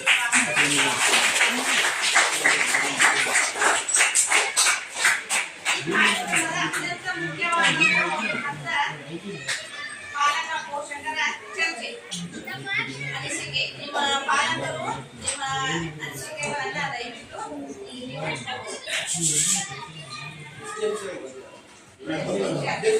ಅಧ್ಯಕ್ಷರು ಉಪಾಧ್ಯಕ್ಷರು ದಯವಿಟ್ಟು ತಾವು ಚರ್ಚೆ ಮಾಡಬೇಕು. ಸದಸ್ಯರಾಗಿರ್ಬೋದು, ಊರ ನಾಗರಿಕರಾಗಿರ್ಬೋದು, ಪಾಲಕ ಪೋಷಕರು ಈ ಶಾಲೆಯಲ್ಲಿ ಕಂಡುಕೊಂಡಂತ ಧನಾತ್ಮಕ ಮತ್ತು ಋಣಾತ್ಮಕ ಬಗ್ಗೆ ನಾನು ಚರ್ಚೆ ಮಾಡಬೇಕು. ಇದನ್ನು ಹೊರತುಪಡಿಸಿ ಏನಾದರೂ ತಾವು ಕಡೆಯಿಂದ ಸಲಹೆ ಸೂಚನೆಗಳಿದ್ರು ಕೂಡ ಅಥವಾ ಶಾಲೆಯಲ್ಲಿ ಮಾಡಿದಂಥ ಒಳ್ಳೆಯ ಕೆಲಸಗಳಾಗಿರ್ಬೋದು ಅದ್ರ ಬಗ್ಗೆ ಕೂಡ ಸ್ವಲ್ಪ ದಯವಿಟ್ಟು ತಾವು ಚರ್ಚೆ ಮಾಡಿ. ಮಕ್ಕಳು ನಾವು ಒಟ್ಟಾರೆ ನಾವು ಮತ್ತು ನೀವು ತಾವೆಲ್ಲ ಕುಡಿದೇರಿಗೆ ಮಕ್ಕಳ ಶಿಕ್ಷಣದ ಗುಣಮಟ್ಟವನ್ನ ಹೆಚ್ಚಾಗಬೇಕಾಗಿದೆ. ಅದಕ್ಕಾಗಿ ದಯವಿಟ್ಟು ತಮ್ಮ ಅನಿಸಿಕೆಗಳು ಕೂಡ ಬಹಳ ಮುಖ್ಯವಾಗಿದೆ. ಅದಕ್ಕೆ ದಯವಿಟ್ಟು ಒಬ್ಬೊಬ್ಬರಾಗಿ ಮಾತಾಡಬೇಕಂತ ತಮ್ಮಲ್ಲಿ ಕೇಳ್ಕೊಳ್ತೇನೆ.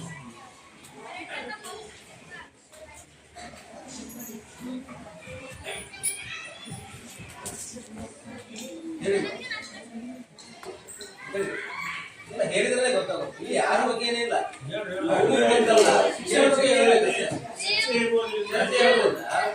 ನಿಮ್ಮಿಂದಲೇ ನಾವು ದಯವಿಟ್ಟು ನಮಗೆ ಏನಾದ್ರು ಸಲಹೆಗಳು ಇರ್ತಾವ, ನಮ್ಗೆ ನಮ್ಗೆ ಅಸಲ್ಲ ಸಲಹೆಗಳು ಕೊಡಬೇಕು. ಒಳ್ಳೇದಿದ್ರೆ ಒಳ್ಳೇದ್ ಹೇಳ್ರಿ, ದಯವಿಟ್ಟು ಮಾತಾಡ್ರಿ. ಅಕ್ಕ ಕೊಡ್ರೆ ಅನ್ನಾರ ಸ್ವಲ್ಪ ಮಾತಾಡ್ರಿ ಅಂದ್ರೆ ಈ ಕಾರ್ಯಕ್ರಮ ಒಂದು ಕಳೆ ಬರ್ತದೆ. ನೀವು ಮಾತಾಡಿದ್ರೆ ಮಾತಾಡಲಿಲ್ಲ ಅಂತ ಹೇಳಿದ್ರೆ ಏನಾಗ್ತದೆ, ಎಲ್ಲ ಸರಿ ಇದೆ ಅನ್ಕೊಂಡು ನಾವು ಏನ್ ರಿಪೋರ್ಟ್ ಮಾಡಿದ್ವಿ ಅದನ್ನ ರಿಪೋರ್ಟ್ ಕಳಿಸ್ತೇವೆ ಮತ್ತು ಈ ಮಕ್ಕಳ ಸಂಖ್ಯೆ ಆಟೋಮೆಟಿಕ್ ಆಗಿ ಕಡಿಮೆ ಆಗ್ತದೆ ಅಂತ ನಾನು ಭಾವಿಸ್ತೇನೆ. ಯಾಕಂದ್ರೆ ಇಲ್ಲಿ ಬಾಗೇವಾಡಿಯಲ್ಲಿ ಸುಮಾರು ಇಲ್ಲಾಂದ್ರೂ ಬಹಳ ಇಲ್ಲಾಂದ್ರೆ ನಾನು ಮಟ್ಟಿಗೆ ಒಂದು 15,000-20,000 ಹೆಚ್ಚಿರಬೇಕು.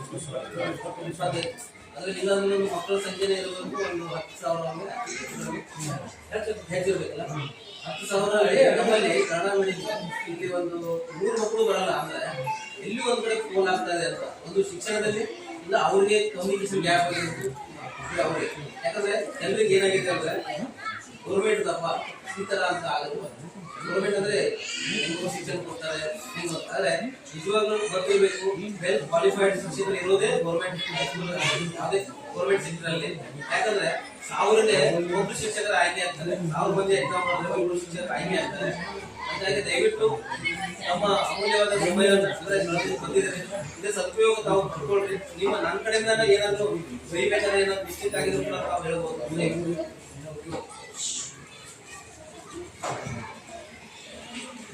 ದಯವಿಟ್ಟು ಮಾತಾಡಿ ಸರ್. ತಾವು ಒಬ್ಬೊಬ್ಬರಿಗೆ ಒಂದು ಮೈಕ್ ಇದೆ, ದಯವಿಟ್ಟು ಸರ್ ಹೇಳಿ ಏನ್ ಚೇಂಜ್ ಆಗ್ಬೇಕಾಗಿದೆ? ಊಟದಲ್ಲಿ ಸರಿ ಇದೆ, ಊಟ ಸರಿ ಇದ್ರೆ ಯಾಕೆ ಡಬ್ಬಿ ಮತ್ತು ಇದು ಚಪಾತಿ ಮತ್ತು ರೊಟ್ಟಿ ಯಾಕೆ ಕಳಿಸ್ತಾ ಇದ್ದೀವಿ? ಊಟ ಸರಿ ಇದ್ರೆ ಯಾಕೆ ಕಳಿಸ್ತಾ ಇದ್ದೀವಿ?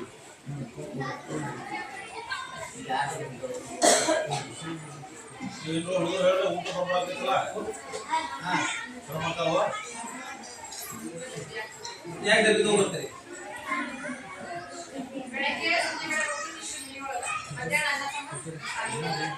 ಅಲ್ಲ, ನೀವು SDMC ಕಮಿಟಿ ಅವರು ಒಂದು ಸಭೆ ಮಾಡಿ ಮಕ್ಕಳಿಗೆ ಮತ್ತು ಪಾಲಕರಿಗೆ ಒಂದು ಸ್ಟ್ರಿಕ್ಟಾಗಿ ವಾರ್ನಿಂಗ್ ಮಾಡಿ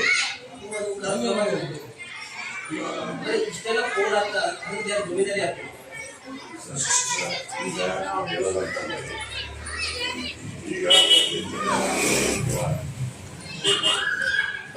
ಶನಿವಾರವನ್ನ ನಾವು ಬಾಲಕರ ಮೀಟಿಂಗ್ಗಳನ್ನ ಕರಿತಾ ಇದ್ದೀವಿ. ಪ್ರತಿ ತಿಂಗಳ ಜೂನದಿಂದ ಹಿಡಿದು ಇಲ್ಲಿವರೆಗೂ ನಾವು ಏನ್ ಮಾಡಿದ್ವಿ ಅಂತಂದ್ರೆ ಬಾಲಕರ ಮೀಟಿಂಗ್ಗಳನ್ನ ಕರಿತಾ ಇದ್ದೀವಿ. ಅದರಲ್ಲಿ ಸವಿಸ್ತಾರವಾಗಿ ವಿಚಾರ ಒಳ್ಳೆಯದು ಕೆಟ್ಟದು ಎಂಬ ವಿಚಾರಗಳನ್ನ ಸವಿಸ್ತಾರವಾಗಿ ಪಾಲಕರು ಹೇಳಿದ್ದಾರೆ. ಅದರ ಬಗ್ಗೆ ಎಲ್ಲ ಇದನ್ನು ಮಾಡಿದ್ದಾರೆ.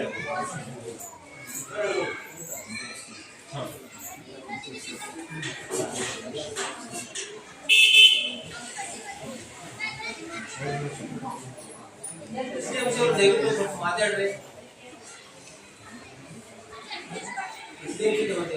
ದಯವಿಟ್ಟು ಮಾತಾಡ್ರಿ.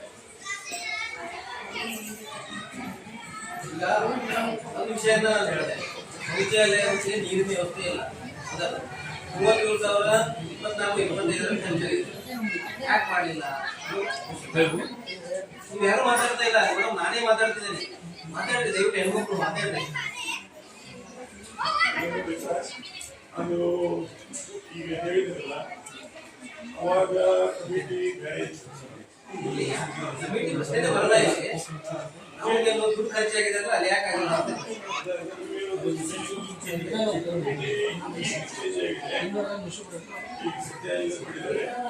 ಕಮಿಟಿ ಚೇಂಜ್ ಆಗಿ ಹಿಂದೆ ಇರಲಿ, ನೀವ್ ಯಾಕೆ ಮಾಡಿಲ್ಲ ಅಂತ ಕೇಳ್ತಾರೆ. ಅವಾಗ ಬೇರೆ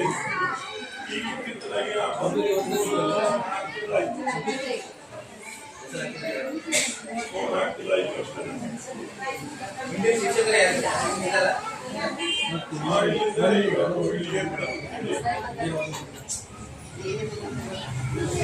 ಶ್ರೀಮತಿ ಒಟ್ಟಿ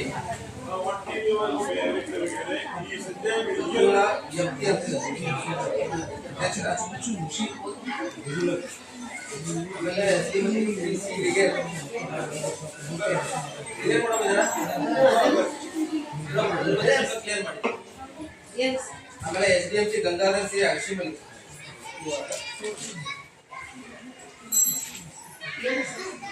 ಮೇಡಮ್, ಸಾಮಗ್ರಿ ಬಿಲ್ಗಳನ್ನ 25,000 ರೂಪಾಯಿ ಶಾಲಾ ಅನುದಾನದಲ್ಲಿ ಖರ್ಚು ಮಾಡಿದ್ದಾರೆ. ಅದಕ್ಕೆ ಸಂಬಂಧಪಟ್ಟಂತೆ ನಂಬ್ಕೊಂಡಿಲ್ಲಲ್ಲ ಅಡಿಗೆ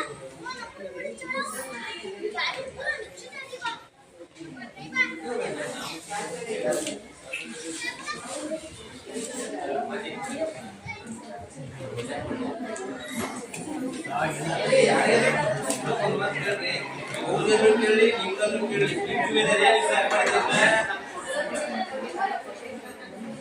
ಕೊಟ್ಟಿರ್ಬೇಕಂತಲ್ಲದೆ ನಿಮ್ದು ಗ್ರೇಡ್ದು ಈಗ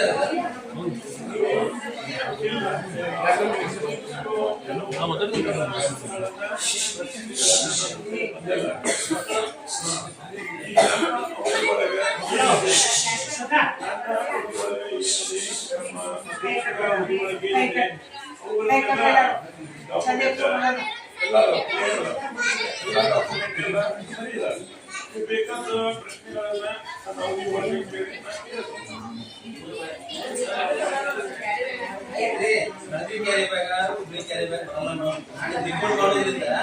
ನೀವು ಇಡೀ ಪೇ ಅಲ್ಲಿ ಕ್ಲಿಯರ್ ಮಾಡ್ಕೋಬೇಕಾಗ್ತದ. ನೀವು ಯಾಕೆ ಹಿಂಗ್ ಮಾಡ್ತೀರಿ? 4 ದಿನ ಇದಾರಲ್ಲ, 4 ದಿನದಲ್ಲಿ ಬಂದಿನ ತೋರಿಸ್ಬೇಕಾಗಿತ್ತಲ್ಲ ಬೇಕಂತಲ್ಲ. ನಮ್ಮ ಸಿಬ್ಬಂದಿ ನೀವು ಕೇಳಿದ್ರು ಕೂಡ ನೀವು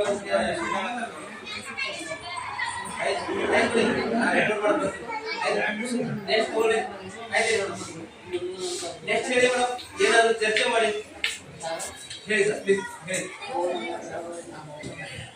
ಸಾಲ ಏನು ಚಲಗಿದ್ರಲ್ಲ ಅವತ್ತಿಂದ ಹಿಡಿದು ಇವತ್ತಿನವರೆಗೂ ರೀ ನನ್ನ ಮಗನ ಮನೆ ಕರ್ಕೊಂಡು ಊಟ ಮಾಡಿಸಿ. ಯಾಕಂತಂದ್ರೆ ಇಲ್ಲಿ ನಾನು ಸ್ವತಃ ಒಂದು ದಿವಸ ನಾನು ಊಟ ಮಾಡಿದ್ದೀನಿ. ತಿಂಗಳದಾಗ ಒಂದು 7 ಕೃಷಿ ಅವಾಗ ಎಲ್ಲ ಮಕ್ಕಳು ನಾನು ಕೇಳೋದು ಏನೇನದು, ನೀವು ಒಂದಿನ ಕುಂತು ಊಟ ಮಾಡ್ರಿ, ನಿಮ್ಗೆ ಏನಾದ್ರು ಗೊತ್ತಾಗತ್ತಿ, ನಾವು ಯಾಕೆ ಡಬ್ಬಿ ತೊಗೊಂಡು ಅನ್ನೋದು ಗೊತ್ತಾಗತ್ತೆ ಅಂತ ಹೇಳಿದಾಗ ಹುಡುಗರು ಸಿಬ್ಬಂದಿ ಸತ್ತಲ್ಲಿ ಅಡಿಗೆ ಸಿಬ್ಬಂದಿ ಇಲ್ಲ ಒಳ್ಳೇದು. ಯಾಕಂದ್ರೆ ನಾವು ಬಂದಾಗ ಸರ್ 4 ದಿನದಲ್ಲಿ ನಮ್ಗೆ ಕಂಡಿಲ್ಲ ಅದು. ಸೊ ಅದಕ್ಕೆ ಟೀಚರ್ಸ್ ಎಲ್ಲರೂ ಟೀಚರ್ಸ್ ಅವತ್ತಿನ ಟೀಚರ್ಸ್ ತೋರಿಸಿದ್ರು.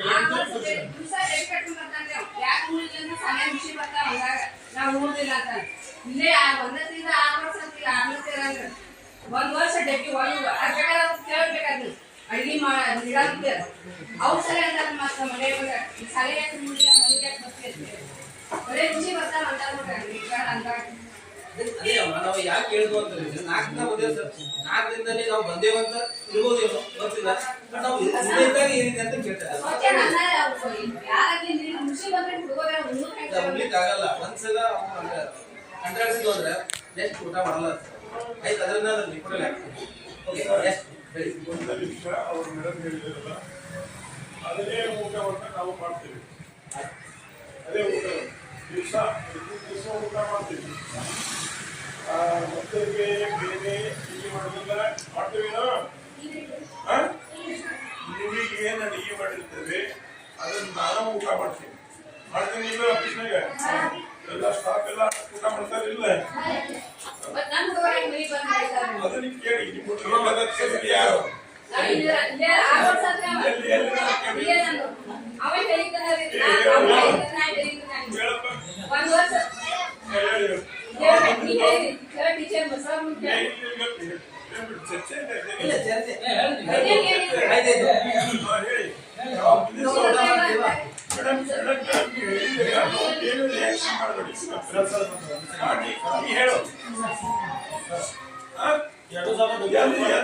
ಬಂದಿದ್ವಿ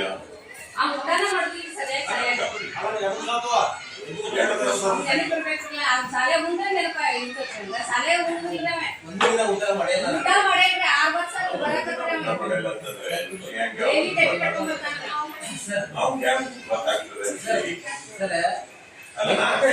ಹೇಳಿದಕ್ಕೆ ನಾನು ಅದನ್ನ ಆನ್ಸರ್ ಕೊಡ್ತಾರೆ.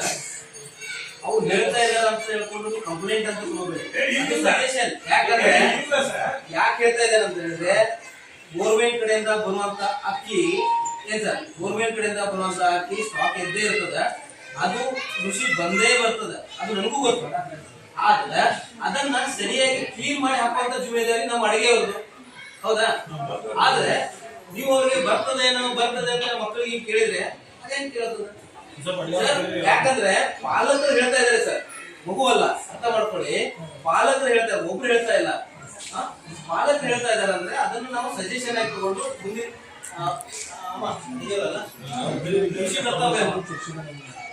ಇರ್ತಾವಲ್ಲ ಋಷಿ ಇರ್ತಾವ, ಕ್ಲೀನ್ ಮಾಡ್ತೀರಿ, ಕ್ಲೀನ್ ಮಾಡ್ತೀರಿ.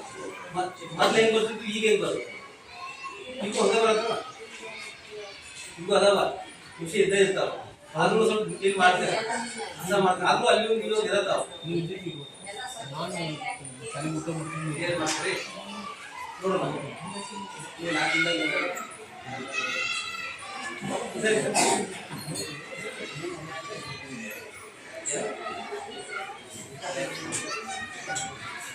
ಸರಿ, ಮತ್ತೇನಾದ್ರೂ ಹೇಳಿ. ಶಿಕ್ಷಣಕ್ಕೆ ಸಂಬಂಧಪಟ್ಟಂಥದ್ದು ಹೇಳಿ, ಮುಕ್ತವಾಗಿ ಮಾತಾಡಿ. ನೀವು ಹೇಳಿದಾಗ ನಮ್ಗೆ ಗೊತ್ತಾಗೋದು.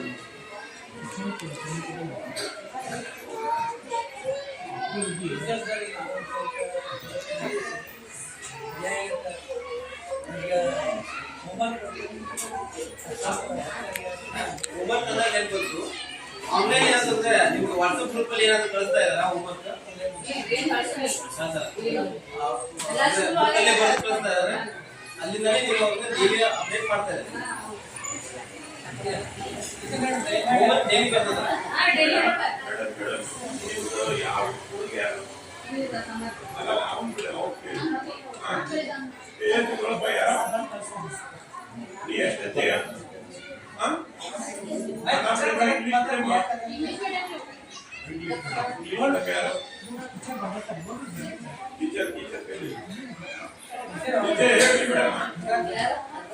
ಟೀಚರ್ ಹೇಳ್ರಿ ಮೇಡಮ್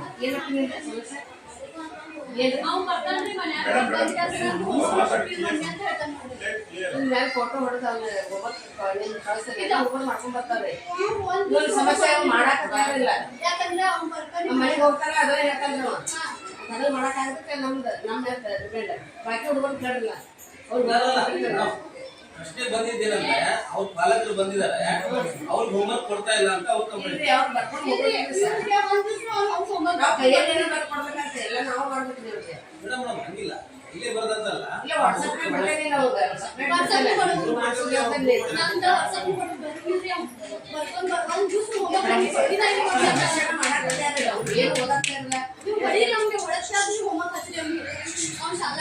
ಬೇಜಾರ್ ಮಾಡ್ಕೊಂಡ್ರಿ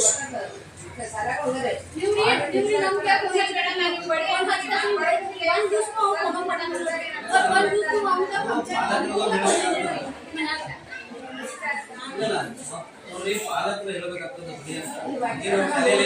ಅಲ್ಲ ನೀನು ಹೋಮ್ವರ್ಕ್ ಮಾಡಲ್ಲ ನೀನು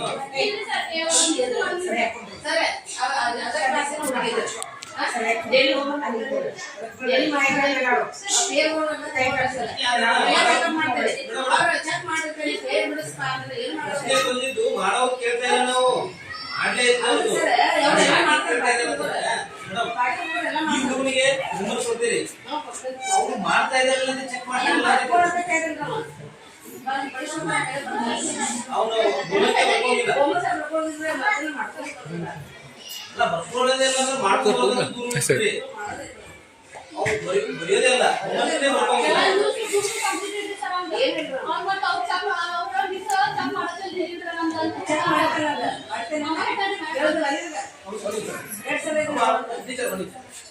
ಪ್ರಶ್ನೆ ಏನಂತಂದ್ರೆ ವಾದ ವಿವಾದ ಬೇಡ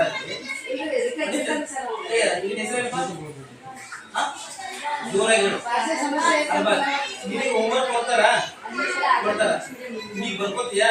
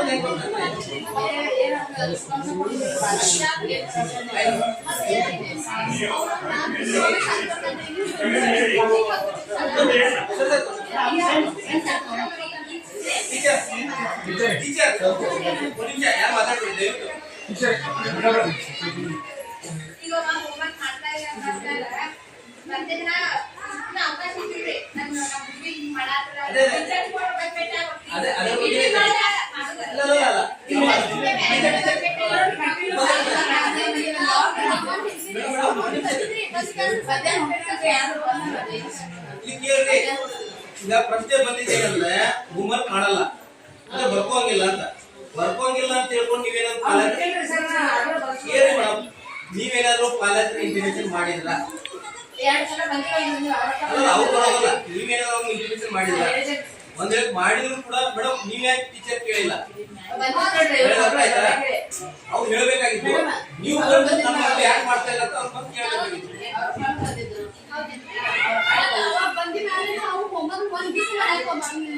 ನೀವು ಕೋಪ್ ಮಾಡಿಸಿ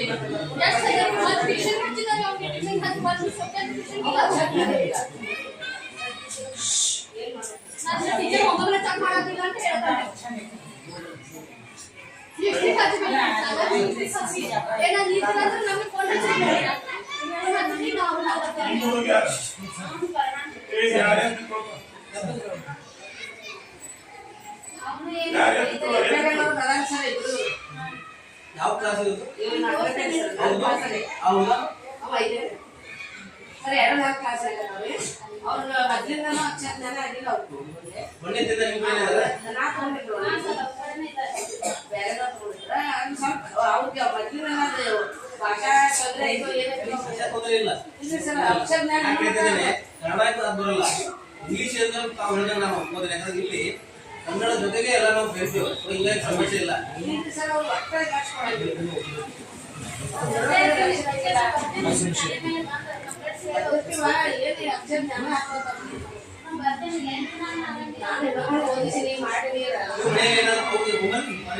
ಹೋಮ್ವರ್ಕ್ ಕೊಡ್ತಾರ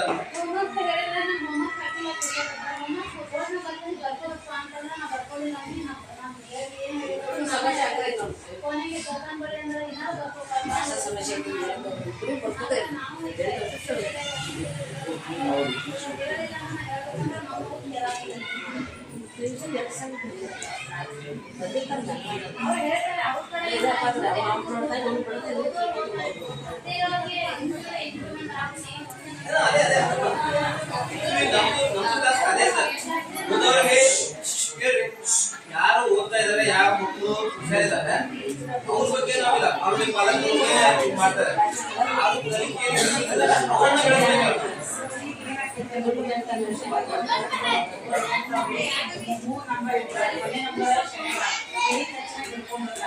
ಎರಡನೇ ನಂಬರ್ ಏನ್ ಮಾಡ್ತಾರೆ ನಿಧಾನವಾಗಿ ಬರ್ತಿರ್ತಾರೆ ಆಮೇಲೆ ಮೂರನೇ ನಂಬರ್ ನಾವು ಏನಿರ್ತಾರೋ ಆರಿಸ್ಬೋದು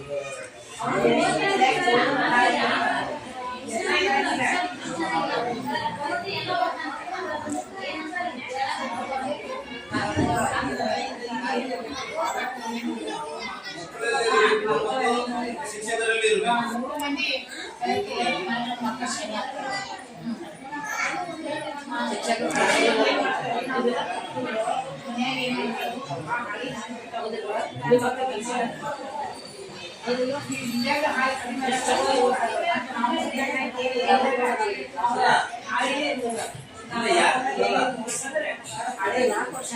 ಈ ತರ ಏನಾದ್ರು ಸ್ಪೆಷಲ್ ಕೇಸ್ ಈ ತರ ಮಗು ಏನಾದ್ರು ಕಲಿತಾ ಇಲ್ಲ ಓದ್ತಾ ಇಲ್ಲ ಅಂದಾಗ ಅವ್ರ ಪಾಲಕರಿಗೆ ತರುವಂತ ವ್ಯವಸ್ಥೆ ಆಗ್ಬೇಕು ಯಾಕಂದ್ರೆ ಆ ಮಗು ಕಲಿತಾ ಇಲ್ಲ ಅಂತ ಪೇರೆಂಟ್ಸ್ ಕಂಪ್ಲೇಂಟ್ ಮಾಡಿದಾಗ ಅವ್ರಿಗೆ ಒಂದು ಕಲಿಸಿ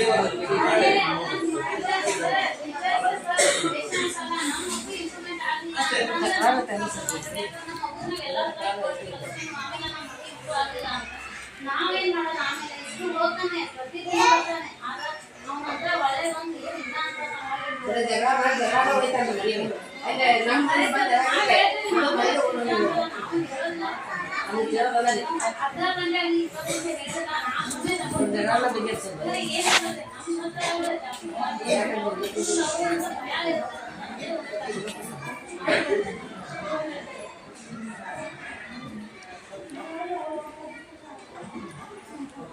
ಮತ್ತೆ ಮತ್ತೆ ಮತ್ತೆ ಅದೇನಾದ್ರು ಸಲಹೆಗಳಿಂದ ಹೇಳ್ಬೋದು ಒಳ್ಳೆ ಸಜೆಷನ್ ಒಳ್ಳೆ ಸಜೆಷನ್ ನಮ್ಮ ಹುಡುಗರು ಹಂಗೆ ಮಾಡ್ತಾರೆ ಈಗ ಅವರ ಹೋಮ್ವರ್ಕ್ ಆಗಿ ಕೂತಿದ್ದಾರೆ ನಾಳೆ ಹಾಕೊಂಡು ಹೋಮ್ವರ್ಕ್ ಕೊಟ್ಟಿಲ್ಲ ಅಂತ ಹೇಳ್ತಾರೆ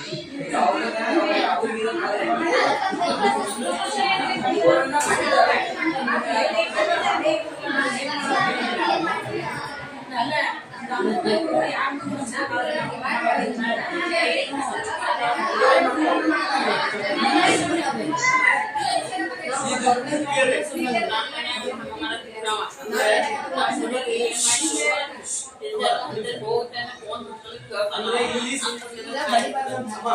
ಅವಾಗಿಂದ ಚರ್ಚೆ ಮಾಡಬೇಡಿ ಬೇರೆ ನಿಮ್ಗೆ ಏನಾರ ಸಮಸ್ಯೆ ಇತ್ತು ಅಂತಂದ್ರೆ ಹೇಳಿ ಅವರು ಏನಿದೆ ಅಂತ ನೇರವಾಗಿ ಹೇಳ್ರಿ. ಸಂಬಂಧಪಟ್ಟ ಅಧಿಕಾರಿಗಳು ಇದ್ದಾರೆ. ಅವ್ರ ಬಗ್ಗೆನೂ ಅದೇ ರೀತಿ ಮಾಡ್ಬೇಕು. ಅಧಿಕಾರಿಗಳು ಇದ್ದಾರೆ. ಇಲ್ಲಿ ಕೇಳಿ. ಇಲ್ಲ, ನಿಮ್ದು ಒಳ್ಳೆಯ ಒಂದು ಸಲಹೆ ಕೊಟ್ಟಿದ್ದಾರೆ. ಯಾಕಪ್ಪ ಅಂತ ಹೇಳಿದ್ರೆ ನಾವು ಮಗುವಿನ ಬಗ್ಗೆ ಕಂಪ್ಲೇಂಟ್ ಮಾಡ್ತಾ ಇದ್ದೇವೆ ಅಂತ ಹೇಳಿದ್ರೆ ಯಾವುದೇ ಶಿಕ್ಷಕರು ಆ ಮಗುವಿನ ಬಗ್ಗೆ ಅಂದ್ರೆ ಅವ್ರ ಮನಸ್ಸಿನಾಗ ಇಟ್ಕೋಬಾರ್ದು. ಎಲ್ಲಾ ಮಕ್ಕಳು ಒಂದೇ. ಒಂದು ಸಲಹೆನ ಕೊಟ್ಟರು ಈ ತರ ಇದಾವಂತ. ಈ ತರ ಇನ್ನೂ ಬಹಳಷ್ಟು ಮಕ್ಕಳು ಇದಾವೆ. ಕೆಲವು ಪಾಲಕರು ಹೇಳ್ತಾ ಇಲ್ಲ, ಕೆಲವು ಪಾಲಕರು ಹೇಳ್ತಾ ಇಲ್ಲ ಅನ್ನೋದ್ರ ಬಗ್ಗೆ ಏನಿಲ್ಲ. ಒಂದು ಈ ತರ ಇದೆ, ಈ ತರ ನಡೀತಾ ಇದೆ. ಇದರಲ್ಲಿ ಶಿಕ್ಷಕರದ್ದು ಅಷ್ಟೇ ಕೊರತೆ ಇಲ್ಲ, ಇದರಲ್ಲಿ ಪಾಲಕರದ್ದು ಕೊರತೆ, ಮಗುವಿಗೂ ಕೊರತೆ ಇದೆ. ಯಾಕಂದ್ರೆ ನಾವು ಮನೆಯಲ್ಲಿ ಮಗುವನ್ನ ಯಾವ ರೀತಿ ಬೆಳೆಸ್ತೇವೋ, ನಮ್ಮ ವಾತಾವರಣ ಯಾವ ಆ ಮಗು ಬೆಳೀತದೋ ಅದ್ರ ಮೇಲೆ ಆ ಮಗುವಿನ ಶಿಕ್ಷಣವನ್ನ ಅಲ್ಲಿ ಬೆಳೀತದ. ಯಾಕಂದ್ರೆ ಒಂದು ಹಾಕೊಟ್ಟಂತ ಒಂದು ಹೋಮ್ವರ್ಕ್ ನಾವು ಮಾಡ್ಕೊಂಡು ಅಂದ್ರೆ ಬರ್ತಾರ ಅಂತ ಹೇಳಿದ್ರೆ ನಾವು ಕಲಿಬೇಕಾದ್ರೆ ಒಂದು ಪೇಪರ್ ನಾವು ಏನಾದ್ರು ಹರಿದ್ರೆ ನಮ್ಮ ತಂದೆ ತಾಯಿಗಳಪ್ಪ ನಾವು ಬಿಟ್ರೆ ಇಲ್ಲಿ ವಿದ್ಯೆ ಕಡಿಮೆ ಆಗ್ತದೆ ಅಂತ ಹೇಳ್ತಾರೆ. ಹಿಂಗಾಗಿ ನಾವು ಅಂಜಿ ಅದನ್ನ ನಾವು ಎಲ್ಲಿ ಬಿದ್ದಿದ್ದು ಹಾಳೆಯನ್ನ ತಗೊಂಡ್ ನಾವು ಇಟ್ಕೋತೀವಿ. ಯಾಕಂದ್ರೆ ಅದು ವಿದ್ಯೆ ಕಡಿಮೆ ಆಗ್ತದಿಲ್ಲಪ್ಪ ಅಂತ ಆತರ ಈಗ ಮಗುವನ್ನ ಹರಿತಾ ಇದೆ ಅಂದ್ರೆ ನಾವು ನಮ್ಮ ಮನೆಯಲ್ಲಿ ಕೊಟ್ಟಂತ ಸಂಸ್ಕಾರ ಅದು. ಸೊ ದಯವಿಟ್ಟು ಯಾರು ಕೂಡ ಶಿಕ್ಷಕರು ತಪ್ಪು ತಿಳ್ಕೋಬಾರ್ದು. ಇಲ್ಲಿ ಚರ್ಚೆ ನಡೀತಾ ಇದೆ. ಇದರ ಉದ್ದೇಶ ಇಷ್ಟೇ, ಮುಂದಿನ ದಿನಗಳಲ್ಲಿ ಯಾವ ರೀತಿ ಶಿಕ್ಷಣವನ್ನ ಗುಣಮಟ್ಟದ ಮಾಡ್ಕೊಂಡು ಹೋಗ್ಬೇಕು, ಒಳ್ಳೆಯದು. ಎರಡನೇದು, ಮಕ್ಕಳು ಇಲ್ಲಿ ಸಂಖ್ಯೆ ಹೆಚ್ಚು ಆಗ್ಬೇಕಾಗಿದೆ. ಮಕ್ಕಳ ಸಂಖ್ಯೆ ಹೆಚ್ಚಾದ್ರೆ ಎಲ್ಲ ಶಿಕ್ಷಕರು ಇರ್ತಾರೆ. ಇಲ್ಲಾಂದ್ರೆ ಮಕ್ಕಳೇ ಇಲ್ಲ ಅಂದ್ರೆ ಶಿಕ್ಷಕರು ಕೂಡ ಆಟೋಮೆಟಿಕ್ ಕಡಿಮೆ ಆಗ್ತಾರೆ. ಅದಕ್ಕೆ ದಯವಿಟ್ಟು ಮುಂದಿನ ದಿನಗಳಲ್ಲಿ ಈ ತರ ಸಮಸ್ಯೆ ಆಗದಂಗೆ ನಾವು ವಹಿಸಬೇಕು. ಮತ್ತು ಮಕ್ಕಳಲ್ಲಿ ಬಹಳ ಮುಖ್ಯವಾಗಿದೆ ಸರ್, ದಯವಿಟ್ಟು ಹೆಚ್ಚು ನಾವು ಶಿಸ್ತನ್ನ ಕಳಿಸಿ. 2 ಅಕ್ಷರ ಕಡಿಮೆ ಆದ್ರೂ ಪರವಾಗಿಲ್ಲ, ಮಗುವಲ್ಲಿ ಶಿಸ್ತನ್ನ ಇರಲಿ, ತಂದೆ ತಾಯಿಯ ಬಗ್ಗೆ ಗೌರವ ಇರಲಿ. ಆ ನಿಟ್ಟಿನಲ್ಲಿ ಸ್ವಲ್ಪ ಕೆಲಸ ಒಳ್ಳೆಯದು. ನಾವು ಈಗ ಬಂದ 4 ತಿಂಗಳಾಗಿರ್ಬೋದು, ನಾವು ಬಂದ ಸಾರಿ ಹೇಳಿ ಶಿಸ್ತನಲ್ಲಿ ಈಗ ನಾವು SDMC ಅವರ ಸಮ್ಮುಖದಲ್ಲಿ ಚರ್ಚೆ ಮಾಡಿದ್ದೇನೆ. ಏನಪ್ಪಾ ಅಂತಂದ್ರೆ ಮಕ್ಕಳ ಶಿಸ್ತು ಮೊದಲು ಅವಿಭಾಗ ಅಧ್ಯಕ್ಷರಿಗೆ ಹೇಳಿದ್ರು, 15 ಉಪಾಧ್ಯಕ್ಷರಿಗೆ ಹೇಳಿದ್ರಿ, ಇದ್ದಂಥ ಕಮಿಟಿಯವರಿಗೂ ಮೊದಲು ಹೇಳಿದ್ರಿ. ಏನಪ್ಪಾ ಇಂಗ್ಲೀಷ್ ಮೀಡಿಯಂದಾಗ ಹೆಂಗಿರ್ತಾವ ಹುಡುಗರು, ಹಾಗೆ ಶಿಸ್ತು ಇರಬೇಕು ಅಂತ ಹೇಳಿ ನಾನು ಕಮಿಟಿ ಒಳಗೆ ಚರ್ಚೆ ಮಾಡಿದೆ. ಅದೇ ಥರ ನಾನು ಏನು ಮಾಡಿದ್ದೀನಿ, 2 ಡ್ರೆಸ್ ಕೋಡ್ಗಳನ್ನು ಚೇಂಜ್ ಮಾಡಿದೆ. ಶಾಲೆ ಸಮವಸ್ತ್ರಗಳ ಜೊತೆಗೆ ಮತ್ತೆ ಎಕ್ಸ್ಟ್ರಾ 2 ಜೋಡಿ ನಾವು ಹುಡುಗರಿಗೆ 2 ಡ್ರೆಸ್ಗಳನ್ನ ಚೇಂಜ್ ಮಾಡಿದ್ದೇವೆ. ನಾವು ಬರೀ ಒಂದು 4 ತಿಂಗಳಿದ್ದಾವೆ ಈಗಾಗಲೇ ಹಾಕೊಂಡು ಬರ್ತಾ ಇರ್ಬೇಕಾದ್ರೆ ಪಾಲಕರಿಗೆ ಕೇಳಿ ಎಲ್ಲ ಪಾಲಕರು ಕೂಡ ಸಹಕಾರವನ್ನು ನಾನು ಕೊಟ್ಟಿದ್ದಾರೆ. ಯಾಕಪ್ಪ ಅಂತಂದ್ರೆ ಯಾರು ಇಲ್ಲ ಅಂತೇಳಿ ಯಾರು ಒಂದಿಲ್ಲ. ಯಾಕಪ್ಪ ಅಂತಂದ್ರೆ ನನಗೆ ಸಾಹೇಬ್ರು ಹೇಳಿದಂಗೆ ಶಿಸ್ತು ಬೇಕು. ನಾ ಮೊದಲು ಕೊಟ್ಟಿದ್ದು ಶಿಸ್ತು, ಕಮಿಟಿ ಒಳಗೆ ಆದರೂ ಹೇಳಿದ್ದೆ, ನಾನು ಶಿಕ್ಷಕರಿಗೂ ಹೇಳಿದ್ದೀನಿ. ಮೊದಲು ಶಿಸ್ತು, ಒಂದು 4 ಅಕ್ಷರ ಕಲಿಸೋದಿಲ್ಲಾಗಲಿ ಮಗು ಮೊದಲು ಶಿಸ್ತಿನಿಂದ ಬರಬೇಕು. ಶಾಲಾ ಡ್ರೆಸ್ವನ್ನು ಹಾಕೊಂಡು ಬರಬೇಕು. ಮತ್ತೆ 2 ದಿವಸ 1 ಡ್ರೆಸ್, 2 ದಿವಸ ಮತ್ತೊಂದು ಡ್ರೆಸ್, ಮತ್ತೊಂದು ದಿವಸ 2 ಡ್ರೆಸ್, ವಾರದಲ್ಲಿ 6 ದಿವಸ ಬಿಡ್ತೇವೆ. ಹಾಗೆ ಗೌರ್ಮೆಂಟ್ ಇದ್ದದ ಬೇರೆ ಪಾಲಕರು ಸ್ವತಃ ಕೊಟ್ಟಿದ್ದೀರಿ. ನೀವು ಕೊಟ್ಟಿದ್ದಕ್ಕಾಗಿ ಬೇರೆ ಇಂಗ್ಲೀಷ್ ಮೀಡಿಯಂ ಥರ ನಾವು ಡ್ರೆಸ್ ಕೋಡವನ್ನು ಮಾಡಿದ್ದೀನಿ ಮತ್ತು ಶಿಕ್ಷಕರು ಕೊಟ್ಟಿದ್ದೀನಿ. ಮತ್ತು ಇನ್ನು ಐಡೆಂಟಿ ಕಾರ್ಡನ್ನು ಹುಡುಗರಿಗೆ ಮಾಡಲಿಕ್ಕೆ ಹೇಳಿದ್ದೀವಿ. ಫೋಟೋ ಕೊಡ್ತಾ ಇಲ್ಲ, ಅದು ಸ್ವಲ್ಪ ವಿಳಂಬ ಆಗಿದೆ. ಅದಕ್ಕಾಗಿ ನನ್ನ ಈ 4 ತಿಂಗಳ ಅವಧಿಯೊಳಗೆ ನನ್ನ ಏನು ಮಾಡಬೇಕು, ನಾವು ಇಲ್ಲಿ ಬಂದಿದ್ದಕ್ಕೆ ಎಲ್ಲ ಶಿಸ್ತು ಮತ್ತು ಒಳ್ಳೆಯದು ಮಾಡಬೇಕಂತೇಳಿ ನಾನು ಪ್ರಧಾನ ಗುರುಗಳಾಗಿ ಬಂದಿದ್ದೀನಿ.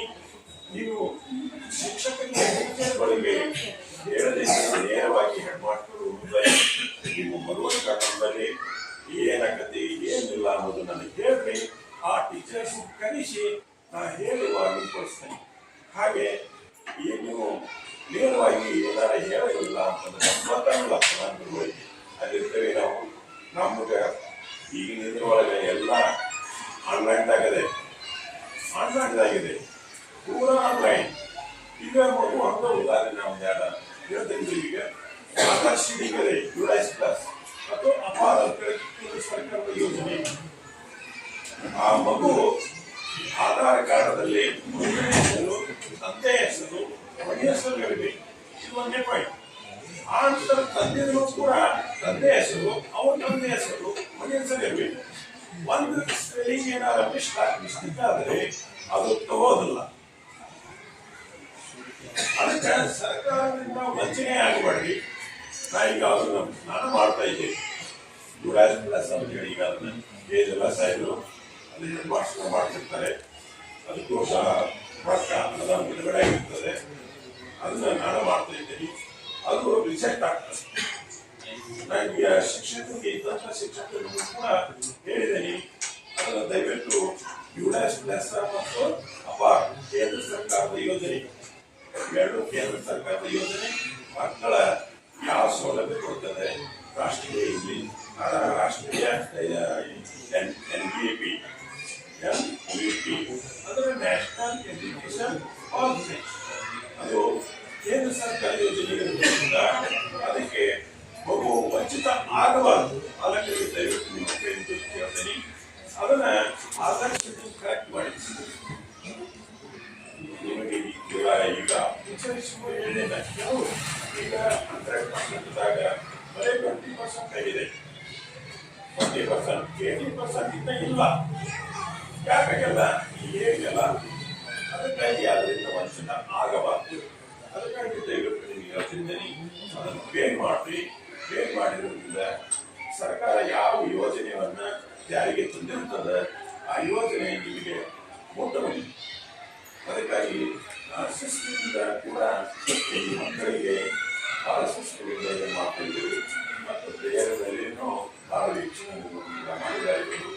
ಎಲ್ಲ ಅಚ್ಚುಕಟ್ಟಾಗಿ ಓದೋದಾಗಲಿ, ಸುದ್ದಿ ಓದೋದಾಗಲಿ, ಅಮೃತವಾಣಿ ಓದೋದಾಗಲಿ, ಮತ್ತು ವ್ಯಾಸಮಾರ್ಥ ಸಂವಿಧಾನ ಓದೋದಾಗಲಿ, ಮತ್ತು ವಚನಗಳನ್ನಾಗಲಿ ಇವನ್ನೆಲ್ಲ ನಾವು ಪಂಚಾಂಗದಲ್ಲಿ ಈ ಪ್ರಯತ್ನದಲ್ಲಿ ಮಾಡ್ತೀವಿ. ಶಿಸ್ತಿನಿಂದ ನಾವು ಮಾಡ್ತಿರ್ತೇವೆ. ಈಗ ನಮ್ಮ ಅಧಿಕಾರಿಗಳು ನೋಡಿದ್ದಾರೆ.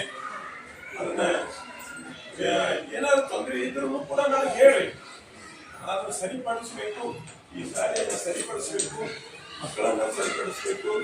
ನನ್ನ ಉದ್ದೇಶ ಮಕ್ಕಳು ಓದಲೇಬೇಕು ಅನ್ನೋ ಉದ್ದೇಶ ನನ್ನದೇ. ನನಗೆ ತಿಳಿಸ್ರಿ, ಟೀಚರಿಗೆ ತಿಳಿಸ್ರಿ. ನನಗೆ ಅವ್ರ ಟೀಚರ್ ಹೇಳಲಿಲ್ಲ ಅಂತ ನನಗೆ ಹೇಳ್ರಿ. ಅದಕ್ಕೆ ಸದಸ್ಯದಲ್ಲಿ ನಾನು ಕೂಡ ಕ್ಲಾಸ್ ತಗೋತೇನೆ. ಇಂಗ್ಲಿಷ್ ಜನರಲ್ ನಾಲೆಜ್ ಅಂತೇಳಿ ಇಂಗ್ಲಿಷ್ ತಗೋತೇನಲ್ಲ ನಿಮಗೆ. ಇಂಗ್ಲಿಷ್ ತಗೋತೇನಿಲ್ಲ ಎಲ್ಲರಿಗೂ. ಇಂಗ್ಲಿಷ್ನೇ ಇರುವುದರಿಂದ ನನಗೆ ಅವಕಾಶ ಇದ್ದಾಗ, ಎಲ್ಲ ಫೆಸಿಲಿಟಿ ಇಲ್ಲದೆ ಇದ್ದಾಗ ಎಲ್ಲ ಕ್ಲಾಸ್ಗಳನ್ನು ತಗೋತೇನೆ. ಯಾವುದೋ ಒಂದು ಕ್ಲಾಸ್ ತಗೋತೇನೆ. ಮತ್ತೆ ಇಂಗ್ಲಿಷ್ ಮಕ್ಕಳಿಗೆ ಕೊಡ್ತಾ ಇದ್ದೀನಿ. ಮಕ್ಕಳು ಕಲಿಯಲೇಬೇಕು.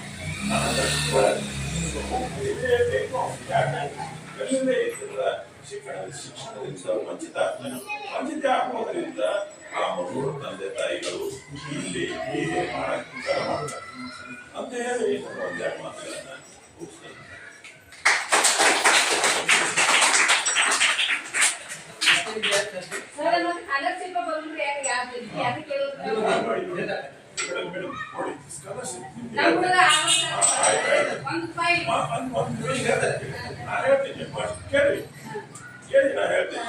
ಅದು ಆಕ್ಚುಲಿ ಹೆಡ್ ಮಾಸ್ಟರ್ ಹಾಕೋದು ಇರುವುದಿಲ್ಲ. ಒಂದು ನಿಮಿಷ ಅದು ಸೈಬರ್ ಒಳಗೆ ಇರ್ತದೆ. ನೇರವಾಗಿ ಅವರಿಗೆ ಅಮೌಂಟ್ ಜಮಾ ಆಗ್ತಿರ್ತದೆ. ಈಗ ಏನಿಲ್ಲ, ಆಧಾರ್ ಸಿಡಿ ಮಗು ಶಾಲೆಯಲ್ಲಿ ಇರ್ತಕ್ಕಂಥ ತಂದೆ, ಮಗುವಿನ ಹೆಸರು, ತಂದೆ ಹೆಸರು, ಮನೆ ಹೆಸರು ಅದು ಸೇಮ್ ಇರಬೇಕು. ಇದರಲ್ಲೇ ಆಧಾರ್ ಕಾರ್ಡ್ ಅಲ್ಲಿ ಸೇಮ್ ಇರಬೇಕು.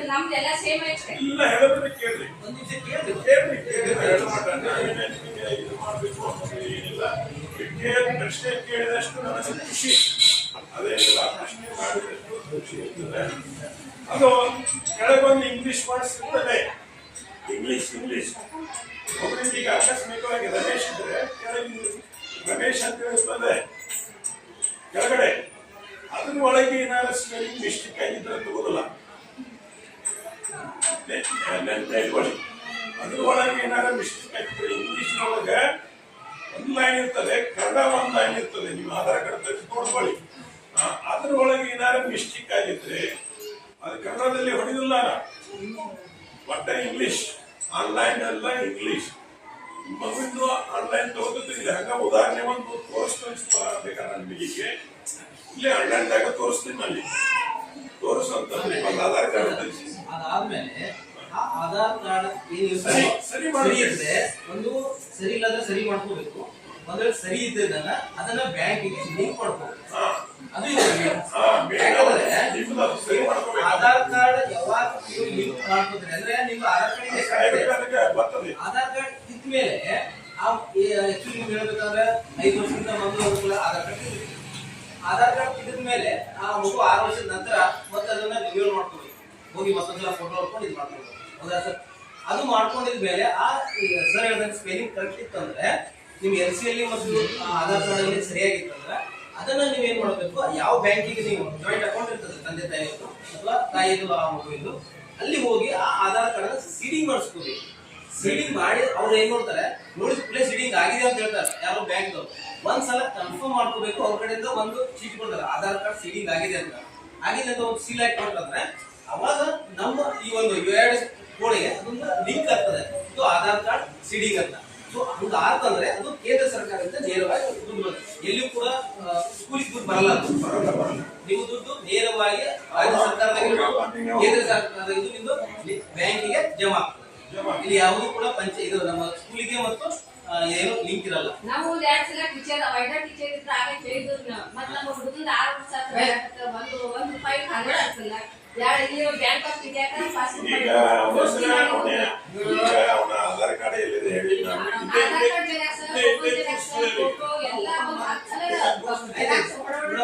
ಏನಿಲ್ಲ, ಎಲ್ಲ ಪಾಲಕರಿಗೆ ಇದು ಎಲ್ಲ ಪಾಲಕರು ನಿಮ್ಮ ಮಗುವಿನ ಆಧಾರ್ ಕಾರ್ಡ್ ಅನ್ನ ತಗೊಂಡ್ಬಂದು HM ಸರ್ ಅವ್ರು ಕೊಟ್ರೆ ಲಿಂಕ್ ಇದೆ ಇಲ್ಲ ಅಥವಾ ಏನ್ ತಪ್ಪಿದೆ ಅಂತ ಹೇಳ್ಬಿಡ್ತಾರೆ.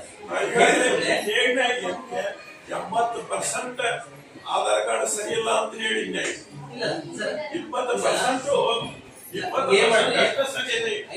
ಏನ್ ಮಾಡ್ಬಿಟ್ಟು ಕ್ಲಿಯರ್ ಮಾಡ್ಬಿಟ್ಟು 120 ಮಕ್ಕಳ 123 ಮಕ್ಕಳಿಗೆ ಕ್ಲಾಸ್ ವೈಸ್ ಆ ಪಾಲಕರನ್ನು ಕರೆಸಿ ಅವ್ರಿಗೆ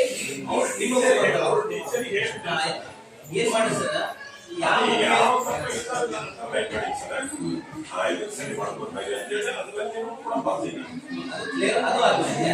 ಯಾವುದಕ್ಕೆ ಆಧಾರ್ ಕಾರ್ಡ್ ತಪ್ಪಿದೆಯೋ ಅದು ಬ್ಯಾಂಕ್ ಸೀಡಿಂಗ್ ಆಗಿಲ್ಲ, ಆಧಾರ್ ಕಾರ್ಡ್ ಸರಿ ಇದ್ದು ಕೆಲವೊಂದು ಬಂದಿಲ್ಲ, ಹೌದು ಆಧಾರ್ ಸೀಡಿಂಗ್ ಆಗಿಲ್ಲ, ಅದನ್ನ ನಾವು ಕ್ಲಿಯರ್ ಮಾಡ್ತೀವಿ ಸರ್. ಮೇಡಮ್ ನಾವು 1ನೇ ತರಗತಿ ಹಿಡ್ಕೊಂಡು 7ನೇ ತರಗತಿವರೆಗೆ ಎಲ್ಲ ಕ್ಲಾಸ್ ಟೀಚರ್ನ ಹೇಳ್ಕೊಂಡು ಅದನ್ನ ಕ್ಲಿಯರ್ ಮಾಡ್ತೀವಿ.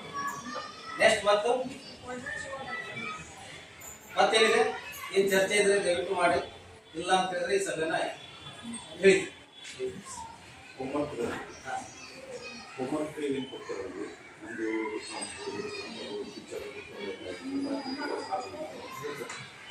ಅಸೆಂಬ್ಲಿ ಕಂಟಿನ್ಯೂ ಮಾಡಿದ್ರೆ ಒಂದು ಸಜೆಷನ್, ಅಸೆಂಬ್ಲಿ ಕಂಟಿನ್ಯೂ ಮಾಡಿ ಹೋಮ್ವರ್ಕ್. ಆಮೇಲೆ ಹೋಮ್ವರ್ಕ್ ಮಾಡದಿದ್ರೆ ಅವ್ರು ಪನಿಷ್ಮೆಂಟ್ ಕೊಡು. ಯಾಕಂದ್ರೆ ಎಲ್ಲರೂ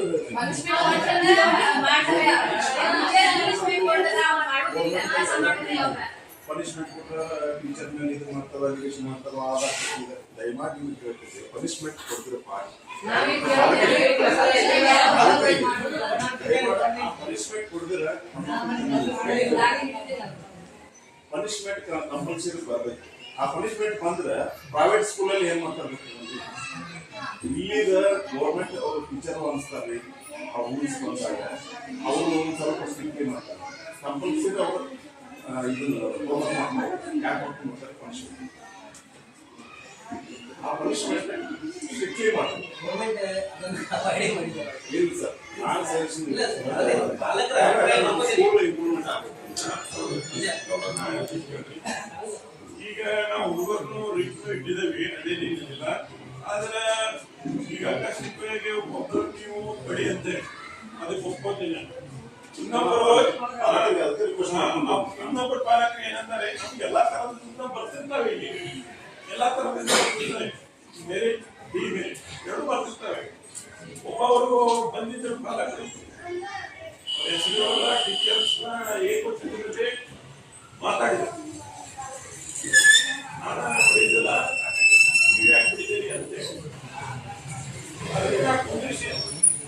ಪರಿಸ್ಥಿತಿ ಸಮಾಧಾನ ಇದೆ ವಾತಾವರಣ ಮಾತಾಡುವವರಿದ್ದಾರೆ. ಅವರಿಗೆ ಭಯ ಭಕ್ತಿ ಇರಬೇಕು ಅಂತ ಏನಂದ್ರೆ ಯಾವ ಹುಡುಗರು ಈಗ ಕಲಿಯಂಗಿಲ್ರಿ ಏನಾಗಿದೆ ಇದರಲ್ಲಿ ಮಕ್ಕಳಿಗೆ ಅದು 7th ಮಟ್ಟ ಪಾಸ್ ಮಾಡ್ತಾ ಇದ್ದಾರೆ ಅದು ಬಹಳ ದೊಡ್ಡ ತಪ್ಪ. ಆಕ್ಚುಲಿ ಅಂದ್ರೆ ಫೇಲ್ ಆಗ್ತಾರೆ ಅನ್ನೋದು ಅಂದ್ರೆ ಅಂಜಿ ಅಭ್ಯಾಸ ಮಾಡ್ತಾ ಇದ್ದಾರೆ.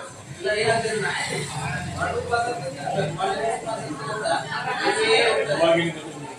ಅಂತ ಚೇಂಜ್ ಆಗುತ್ತೆ ಗೌರ್ಮೆಂಟ್.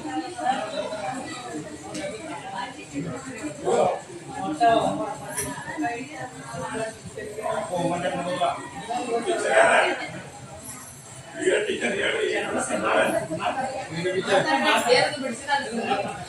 ಸರ್ ಶಾಲಾ ಬಂದ್ರೆ ಬೇರೆ ಒಂದಿನ ಬೇರೆ ಬಿಡಿಸಿದ್ರು ಸರಿ ಹುಷಾರ್ದಾದ್ರು ಬೇರೆ ಬಿಡಿಸಿದ್ರು ತೋರ್ಸೇ ಅವ್ನು ಈಗ ಯಾಕೋ ಅರೆಸ್ಟ್ ಮಾಡಕ್ಕಲ್ರಿ ಸರ್ ಒಂದೊಂದ್ ದಿನ ಅರೆಸ್ಟ್ ಮಾಡಕ್ಕಂದ್ರಿ ಆದ್ರಿಂದ ಹೋಮ್ವರ್ಕ್ ಅವ್ನು ಕ್ಲಿಯರ್ ಆಗಕ್ಕೆ ರೆಡಿ ಅದ ತರೋದಲ್ಲ ಅವ್ನು ಹುಷಾರ್ದಲ್ರಿ ಹೇಳಿದ್ ಕ್ಯಾಚ್ ಇಲ್ರಿ ಅವನದೇನ್ ಸಮಸ್ಯೆ ಇಲ್ಲ ಆಯ್ತಾಯ್ತು ಅವನದೇನ್ ಸಮಸ್ಯೆ ಇಲ್ಲ ಚೆನ್ನಾಗ ಅವ್ನು ಏನ್ ಕೇಳಿದ್ರೆ ಹೇಳ್ತಾನ ಅಧಿಕಾರಿಗಳ ಅದಾರೆ ಅಂತೇಳಿ ನಾವು ಬಿಡೋದು ಬೇಡ. ನಿಷ್ಕಾಮವಾಗಿ ನಮ್ಮ ಕಮಿಟಿಯಲ್ಲಿ 4 ದಿವಸದಲ್ಲಿ ಎಲ್ಲ ಹೇಳಿ ಎಲ್ಲ ಇದನ್ನು ಮಾಡಿ ಹೋಗ್ತಾರೆ. ಅದನ್ನ ನಿರಂತರವಾಗಿ ನಾವು ನಿಷ್ಕಾಪ ಇದನ್ನು ಕಂಟಿನ್ಯೂ ಒಯ್ತೀವಿ ಸದಸ್ಯದ ಅದನ್ನ ಸುಧಾರಣೆ ಮಾಡ್ತೀವಿ. ನೀವು ಪಾಲಕರು ಏನಂತಂದ್ರೆ ನಿಮ್ಮ ಸಮಸ್ಯೆ ನಿಮ್ಮ ಹುಡುಗನ ಸಮಸ್ಯೆ ಏನಿದೆ ಅನ್ನೋದು ಟೀಚರ್ಗಳಿಗೆ ಸರ್ಗಳಿಗೆ ಹೇಳ್ಬೇಕು. ಅವ್ರು ಏನಾರ ಕೇಳಲಿಲ್ಲ ಅಂತಂದ್ರೆ ನಿಮ್ಮ ಮಗುವನ್ನು ಕರ್ಕೊಂಡು ಬಂದು ಆಫೀಸಿಗೆ ನನಗಂತರ ಬರ್ರಿ. ನಾವು ಪ್ರತಿ 4ನೇ ಶನಿವಾರ ಮೀಟಿಂಗ್ ಇರೋದೇ ಕಂಪಲ್ಸರಿ ಬರಲೇಬೇಕು. ಯಾಕಂದ್ರೆ ನಿಮ್ಮ ಮಗು ಇಂಪ್ರೂವ್ ಆಗ್ಬೇಕಂತಂದ್ರೆ ಈಗ ಬರಲೇಬೇಕು. ಮಕ್ಕಳು ನಡ್ತಾರೆ ಅಂತಂದ್ರೆ ಅದು ನಮ್ಮ ಮಗು ಹೈಯರ್ ಎಜುಕೇಶನ್ ಕೊಡಬೇಕು, ಒಂದು ಚಲೋ ಆಗಬೇಕು ಅಂತೇಳಿ ತಂದೆ ತಾಯಿಗಳ ಆಸೆ ಇರ್ತದೆ. ಆಸೆ ಇರ್ತೈತಿಲ್ರಿ? ಆ ಆಸೆ ಇದೆ ಇರ್ತದೆ. ಹಾಗೆ ನೀವು ಹೇಳಿದ್ರಂದ್ರೆ ನಮಗೂ ಆಸೆ ಇರ್ತದೆ. ಮಗುವಿನ ತಯಾರು ಮಾಡಬೇಕು. ಯಾರು ಏನೆಲ್ಲ ಹೇಳಲ್ಲ ಅಂದ್ರೆ ಅದ ಏನೋ ಆಗಲ್ಲ. ಚರ್ಚೆ ಮಾಡಿದ್ದು ಒಳ್ಳೇದು. ಸಾಹೇಬ್ರ ಜೊತೆಗೆ ನಮ್ಮ ಸಮ್ಮುಖದಲ್ಲಿ ಮಣ್ಣು ಎಲ್ಲರೂ ಸಭೆಯಲ್ಲಿ ಕೂಡ ಚರ್ಚೆ ಮಾಡಿದ್ದೇವೆ. ಸಾಕಷ್ಟು ಒಳ್ಳೆಯ ರೀತಿಯಲ್ಲಿ ಎರಡು ಮಾಡಿದ್ದೇವೆ ನಾವು ಚರ್ಚೆ. ಆದ್ರೆ ಮತ್ತೆ 4ನೇ ಶನಿವಾರ ಮೀಟಿಂಗ್ ಇರ್ತದೆ. ಎಲ್ಲ ಪಾಲಕರು ಬರಬೇಕು. ಒಂದು ಜಾಸ್ತಿ ಮಕ್ಕಳ ಸಮಸ್ಯೆಗಳಿಗೆ ನಾವು ಏನ್ ಮಾಡಬೇಕು ಅನ್ನೋದು ಎಲ್ಲ ಇದು ಮಾಡಿ ಚರ್ಚೆ ಮಾಡಿದ್ರೆ ಮಕ್ಕಳ ಸಂಖ್ಯೆಯನ್ನು ನಾವು ಏನ್ ಮಾಡೋಣ, ಹೆಚ್ಚು ಮಾಡೋಣ. ಹೆಚ್ಚು ಮಾಡಿ ಮೊದಲಿದ್ದ ಸ್ಥಿತಿ ಈಗ ಹೇಗಿದೆ ಅದನ್ನ ನಿಮಗೆ ಕೆಲವರು ಬಂದಿರ್ತದೆ. ಈಗ ಬಂದ ಮಕ್ಕಳಿಗೆ ಗೊತ್ತಿರುವುದಿಲ್ಲ ಈ ಸಾರಿ ಬಗ್ಗೆ. ಇದು 800 ಮಕ್ಕಳ ಪುಟ ಸಂಖ್ಯೆ ಇದ್ದ ಸಂಖ್ಯೆ ಇದು ಶಾಲೆ. ಈಗೆಲ್ಲ ಹೆಣ್ಣು ಮಕ್ಕಳಿಗೆ ಗೊತ್ತಿರುವುದಿಲ್ಲ ಇದು. ಆದರೆ ಹಿಂದಿದ್ದಾರಿಗೆ ಗೊತ್ತಿರ್ತದೆ. 800ಕ್ಕಿಂತ ಹೆಚ್ಚಿದ್ದು ಇದು ಶಾಲೆ. ಹಿಂದಿಂದ 10 ಪುಟ ಇತ್ತು. ಹುಡುಗರು ಗ್ರೌಂಡ್ನಾಗ ಹೋದ್ರೆ ನಾ ಈಗಲೇ ಬಿಡಿ 4 ತಿಂಗಳ ಬಂದು ನಾ ಬೇರೆ ಶಾಲೆಗೆ ಇದ್ದೆ. ಈ ಶಾಲೆಗೆ ಯಾವಾಗ ಬರ್ತೀವಿ ನೀವು, ಇಂಥ ದೊಡ್ಡ ಶಾಲೆಗೆ ಯಾವಾಗ ಬರ್ತೀವಿ ನಾವು ಅಂತ ಅನಿಸ್ತಿರ್ತಾರೆ.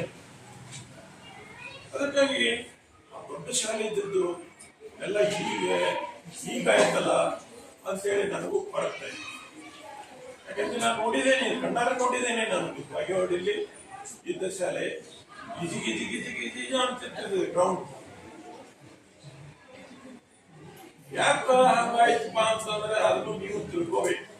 ಇಲ್ಲಿ ಪ್ರೈವೇಟ್ ಶಾಲೆಗಳು ಹೆಚ್ಚಿಗಿದಾವೆ.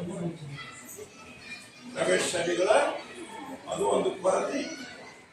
ನಿಮ್ಮಲ್ಲಿ ಅದು ಒಂದು ಕೊರತೆ. ಪ್ರೈವೇಟ್ ಶಾಲೆಗಳು ಹೆಚ್ಚಾಗಿರುವುದರಿಂದ ಸರ್ಕಾರಿ ಶಾಲೆಗಳು ಉಳಿಯುವುದು ಕಷ್ಟ ಆಗ್ತದೆ. ಅದು ಭಾಗೇವಾಡಿಯಲ್ಲಿ ಸುಮಾರು ಇಲ್ಲ ಅಂತಂದ್ರು ಪ್ರೈವೇಟ್ ಶಾಲೆನ 10ಕ್ಕಿಂತ ಹೆಚ್ಚಿದಾವೆ. 10ಕ್ಕಿಂತ ಹೆಚ್ಚಿದಾವೆ. ನಮ್ಮ ಸರ್ಕಾರಿ ಶಾಲೆ 4 ಇದೊಂದು ಶಾಲೆ, ಉರ್ದು ಶಾಲೆ, ಶಾಲೆ, ಗಾಂಧಿನಗರ ಶಾಲೆ. ನಾವು ಗಾಂಧಿನಗರ ಶಾಲೆಯಲ್ಲಿ 10 ವರ್ಷ ಇದ್ದೆ. ಅವಾಗ ಅದರ ಸಲುವಾಗಿ ಅವು 10ಕ್ಕಿಂತ ಹೆಚ್ಚಿರುವುದರಿಂದ ಮಕ್ಕಳು ಏನ್ ನೋಡ್ತಿರ್ತಾರೆ ಅಲ್ಲಿ ಪ್ರೈವೇಟ್ ಶಾಲೆಗಳು ಏನ್ ಮಾಡ್ತಾರೆ, ಶಿಸ್ತು. ಸಾಹೇಬ್ ಹೇಳಿರ್ತಾರೆ ಶಿಸ್ತು. ಆ ಶಿಸ್ತನ ಪಾಲನೆ ನೀವು ಮಾಡಬೇಕು. ಮಗುವಿನ ಶಿಸ್ತಿನ ಪಾಲನೆ ಮಾಡಬೇಕು. ಅದಕ್ಕಾಗಿ ನಾವು ಡ್ರೆಸ್ ಕೋಡವನ್ನು ಚೇಂಜ್ ಮಾಡಿದ್ದೇವೆ. ಅದಕ್ಕಾಗಿ ನಾವು ಬದಲಾವಣೆ ಮಾಡಬೇಕು. ಏನಾರ ಯಾಕೆ ಮಾತಾಡಿದ್ರೆ ಇದು ಬದಲಾವಣೆ ಆದ್ರೆ ಈ ಶಾಲೆ ಉಳಿತದೆ. ದೊಡ್ಡ ಶಾಲೆ ಇಲ್ಲ ಅಂತಂದ್ರೆ ಏನಾಗ್ತದೆ, ಪ್ರತಿ ವರ್ಷ ಪಠ ಸಂಖ್ಯೆ ಕಡಿಮೆ ಆಗ್ಕೊಂತ ಹೋಗ್ತದೆ. ಇಲ್ಲಿದ್ದಂತ ಶಿಕ್ಷಕರು ಹಾಕೊಂತ ಹೋಗ್ತಾರೆ. ಅದಕ್ಕಾಗಿ ಅದರ ಜೊತೆಗೆ ಶಿಕ್ಷಕರ ಜೊತೆಗೆ ಸಾಹೇಬ್ ಹೇಳಿ ಶಿಕ್ಷಕರ ಅಷ್ಟೇ ಕಾರಣ ಇರುವುದಿಲ್ಲ, ತಂದೆ ತಾಯಿಗಳು ಕಾರಣಗಳು ಇರ್ತಾರೆ. ಸಂಜೆ ಈ ಕಡೆ ಒಂದು 40 ತಾಸು ಕೊಟ್ಟು ಕುಂತು ಮಗುವಿನ ಅಂತೇಳಿ ಏನು ಹೋಮ್ವರ್ಕ್ ಯೋಗ ಮುಂಜಾನೆಯಿಂದ ಸಂಜೆ ಮಠ ಏನ್ ಹೇಳಿದ್ರು ಅಂತ ಕೇಳಬೇಕು. ಹುಡುಗರಿಗೆ ಕೇಳಬೇಕು ಏನೇನು ಮಾಡಿದ್ರು, ಮತ್ತೆ ಹೋಮ್ವರ್ಕ್ ಏನ್ ಕೊಟ್ಟಿದ್ದಾರೆ, ಡೈಲಿ ಹೋಮ್ವರ್ಕ್ ಏನ್ ಕೊಟ್ಟಿದ್ದಾರೆ ಅದನ್ನ ಚೆಕ್ ಮಾಡಬೇಕು. ಯಾರು ಕೊಟ್ಟಿಲ್ಲ ಅಂತ ಹೇಳಿ ನೀವು ಟೀಚರ್ಗಳು ಫೋನ್ ನಂಬರ್ ಇಟ್ಕೋಬೇಕು, ಫೋನ್ ಮಾಡಬೇಕು. ಅವ್ರು ನನಗೆ ಹೇಳ್ತಾರೆ ಅಥವಾ ಹುಡುಗರಿಗೆ ಹೇಳ್ತಾರೆ, ನಿಮ್ಮನ್ನು ಕಳಿಸ್ತಾರೆ, ಕಳಿಸಿ ಮಗುವಿನ ಸ್ಥಿತಿ ಹೀಗಿದೆ ಹಿಂಗದೆ ಅವ್ರು ಹೇಳ್ತಾರೆ. ಅದಕ್ಕಾಗಿ ಏನ್ ಮಾಡೋಣ, ಈ ಸರ್ಕಾರಿ ಶಾಲೆಯನ್ನು ಉಳಿಸೋಣ, ಬೆಳೆಸೋಣ ಅಂತ ಹೇಳಿ ಅನ್ನೋದು ಮಾತು.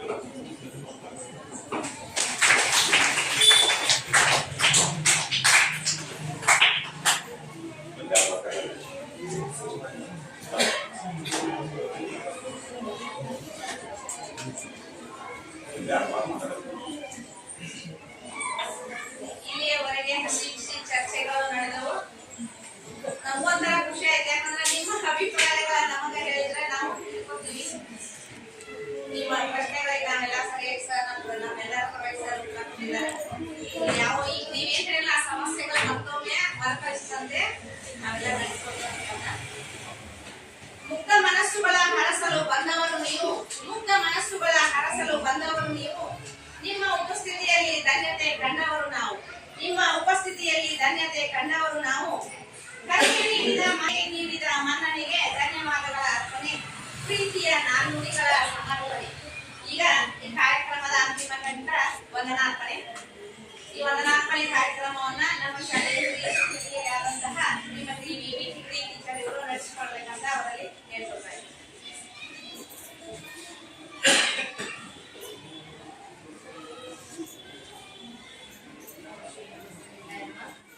ಇಲ್ಲಿಯವರೆಗೂ ಜಿಲ್ಲಾ ಪಂಚಾಯತ್ ಹಾಗೂ ಸಮಗ್ರ ಶಿಕ್ಷಣ ಯೋಜನೆ ಅಡಿಯಲ್ಲಿ ಸಾಮಾಜಿಕ ಪರಿಶೋಧನೆ ಅಧಿಕಾರಿಗಳು ನಮ್ಮ ಶಾಲೆಗೆ ಬಂದು ತನಿಖೆಯನ್ನು ನಡೆಸಿ ಎಲ್ಲಾ ರೀತಿಯಾದಂತಹ ತನಿಖೆಯನ್ನು ನಡೆಸಿಕೊಂಡು ಲೆಕ್ಕ ಪರಿಶೋಧನೆಯನ್ನು ನೋಡಿದ ನಂತರ ಅವ್ರೇನ್ ಮಾಡಿದ್ರು ಅಂದ್ರೆ 4 ದಿವಸ ಸಮಗ್ರವಾಗಿ ನಮ್ಮ ಶಾಲೆಯನ್ನ ತನಿಖೆಗೆ ಒಳಪಡಿಸಿದ್ರು. ಅಲ್ಲಿ ಆದಂತಹ ಸಾಧಕ ಬಾಧಕಗಳನ್ನ ಅತ್ಯಂತ ಪಾರದರ್ಶಕವಾಗಿ ನೀಡಬೇಕು ಅನ್ನೋ ಉದ್ದೇಶದಿಂದ ಅವರು ಒಂದು ಇದನ್ನ ಸಿದ್ಧಪಡಿಸಿಕೊಂಡಿದ್ದಾರೆ. ವರದಿಯನ್ನು ನಿಮ್ಮ ಮುಂದೆ ಸಲ್ಲಿಸಿದ್ದಾರೆ. ಮತ್ತೆ ಇಲ್ಲಿವರೆಗೂ ಪಾಲಕರು ನೀಡಿದಂತಹ ಸಲಹೆ ಸೂಚನೆಗಳಿಗೂ ನಾವು ಯಾವತ್ತೂ ಆಭಾರಿಯಾಗಿರ್ತೀವಿ. ಮತ್ತೆ ಇಷ್ಟು ಸೋ ಮಚ್ ಇಂಟ್ರೆಸ್ಟೆಡ್ ಇರುವಂತಹ ಪಾಲಕರನ್ನ ನಾನು ಈ ಊರಲ್ಲಿ ಕಂಡ್ಕೊಂಡಿದ್ದೇನೆ. ಮತ್ತೆ ಅದೇ ರೀತಿಯಾದಂತಹ ಮಕ್ಕಳದಾಗ ಇದಕ್ಕೆ ಬಹಳಷ್ಟು ಪ್ರೌಡ್ ಫೀಲ್ ಆಗೈತೆ ನಮ್ಗೆ. ಯಾಕಂದ್ರೆ ಮುಕ್ತ ಮನಸ್ಸಿನಿಂದ ನೀವು ಕೇಳ್ಕೊಂಡ್ರಿ ಏನೇನೈತಿ ಅಂತ, ಅದನ್ನೆಲ್ಲ ನಾವು ಫಾಲೋ ಮಾಡ್ತೇವೆ ಅಂತ ನಮ್ಮ ಟೀಚರ್ ಈಗಾಗಲೇ ಹೇಳಿದರು. ಮತ್ತೆ ಅದೇ ರೀತಿಯಾಗಿ ಈ ಸಭೆಗೆ ಬಂದು ಒಂದು ಸಭೆಗೆ ಘನತೆಯನ್ನು ಹೆಚ್ಚಿಸಿದಂತಹ ನಮ್ಮ SDMC ಅಧ್ಯಕ್ಷರಾದಂತಹ ಶ್ರೀ ಗಂಗಾಧರ್ ಅಕ್ಷಿಮನಿ ಅವರಿಗೂ ನಮ್ಮ ಪ್ರಧಾನ ಗುರುಗಳ ಪರವಾಗಿ ಹಾಗೂ ನಮ್ಮ ಶಿಕ್ಷಕ ವೃಂದದ ಪರವಾಗಿ ಹಾಗೂ ಮತ್ತು ವಿದ್ಯಾರ್ಥಿನಿಯರ ಪರವಾಗಿ ಅವರಿಗೆ ತುಂಬ ಹೃದಯದ ಧನ್ಯವಾದಗಳನ್ನು ಹೇಳ್ತೇನೆ. SDMC ಉಪಾಧ್ಯಕ್ಷರಾದಂತಹ ಅವರಿಗೂ ಸಹಿತ ನಮ್ಮ ಎಷ್ಟೋ ಕಾರ್ಯ ಒತ್ತಡಗಳ ಮಧ್ಯೆಯೂ ನಮ್ಮ ಸಭೆಗೆ ಆಗಮಿಸಿ ಸಭೆಗೆ ಒಂದು ಶೋಭೆ ತಂದಕ್ಕಾಗಿ ಅವರಿಗೂ ಎಲ್ಲಾ ಪಾಲಕರ ಪರವಾಗಿ ಒಂದು ವಿದ್ಯಾರ್ಥಿನಿಯರ ಪರವಾಗಿ ಮತ್ತು ನಮ್ಮ ಶಾಲಾ ಸಿಬ್ಬಂದಿಯ ಪರವಾಗಿ ಅವರಿಗೂ ತುಂಬುವುದರಿಂದ ಧನ್ಯವಾದಗಳನ್ನು ಹೇಳುತ್ತೇವೆ. ಅದೇ ರೀತಿಯಾಗಿ ಹಿರಿಯರಾಗಿ ಬಂದಂತಹ ಅವರಿಗೂ ಸಹಿತ ನಮ್ಮ ಎಲ್ಲಾ ಶಾಲಾ ಸಿಬ್ಬಂದಿ ಪರವಾಗಿ ಹಾಗೂ ವಿದ್ಯಾರ್ಥಿನಿಯರ ಪರವಾಗಿ ಅವರಿಗೂ ಶರಣ ಸಮರ್ಪಣೆಗಳನ್ನು ಸಲ್ಲಿಸುತ್ತೇವೆ. ಅದೇ ರೀತಿ ಅಧಿಕಾರಿಗಳಾಗಿ ಆಗಮಿಸಿದಂತಹ ನಾಗೇಶ್ ಮಡವಾಳ ಸರ್ ಅವರು ಬಹಳಷ್ಟು ತಾಳ್ಮೆಯಿಂದ ನಮ್ಮ ಪಾಲಕರ ಎಲ್ಲಾ ಸಲಹೆ ಸೂಚನೆಗಳನ್ನ ಕೇಳಿ ನಮಗೆ ಒಳ್ಳೆಯದಾದಂತಹ ಮಾರ್ಗದರ್ಶನ ನೀಡಿದಂತಹ ಮೂವರು ಅಧಿಕಾರಿಗಳಿಗೆ ನಮ್ಮ ಶಾಲಾ ಸಿಬ್ಬಂದಿ ಪರವಾಗಿ ಪ್ರಧಾನ ಗುರುಗಳ ಪರವಾಗಿ STMC ಅವರ ಪರವಾಗಿ ಹಾಗೂ 3 ವಿದ್ಯಾರ್ಥಿನಿಯರ ಪರವಾಗಿ ಅವರಿಗೆ ತುಂಬ ಹೃದಯದ ಧನ್ಯವಾದಗಳನ್ನು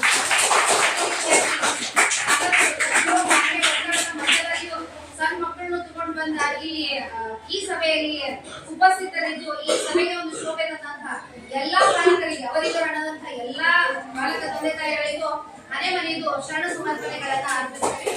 ಅದೇ ರೀತಿಯಾಗಿ ಇಲ್ಲಿವರೆಗೂ ಶಾಂತ ರೀತಿಯಿಂದ ಕುಳಿತುಕೊಂಡು ಈ ಸಭೆಗೆ ಶೋಭೆ ತಂದಂತಹ ಮುಖ್ಯ ಕೇಂದ್ರವಿರುವಂತಹ ನಮ್ಮ ಮುದ್ದು ವಿದ್ಯಾರ್ಥಿಗಳಿಗೆ ನಮ್ಮ ಪ್ರಧಾನ ಗುರುಗಳ ಪರವಾಗಿ ಹಾಗೂ ನಮ್ಮ ಎಲ್ಲ ವೃತ್ತಿ ಬಾಂಧವರ ಪರವಾಗಿ STMC ಅವರ ಪರವಾಗಿ ಎಲ್ಲರಿಗೂ ಶರಣ ಸಮರ್ಪಣೆಗಳನ್ನ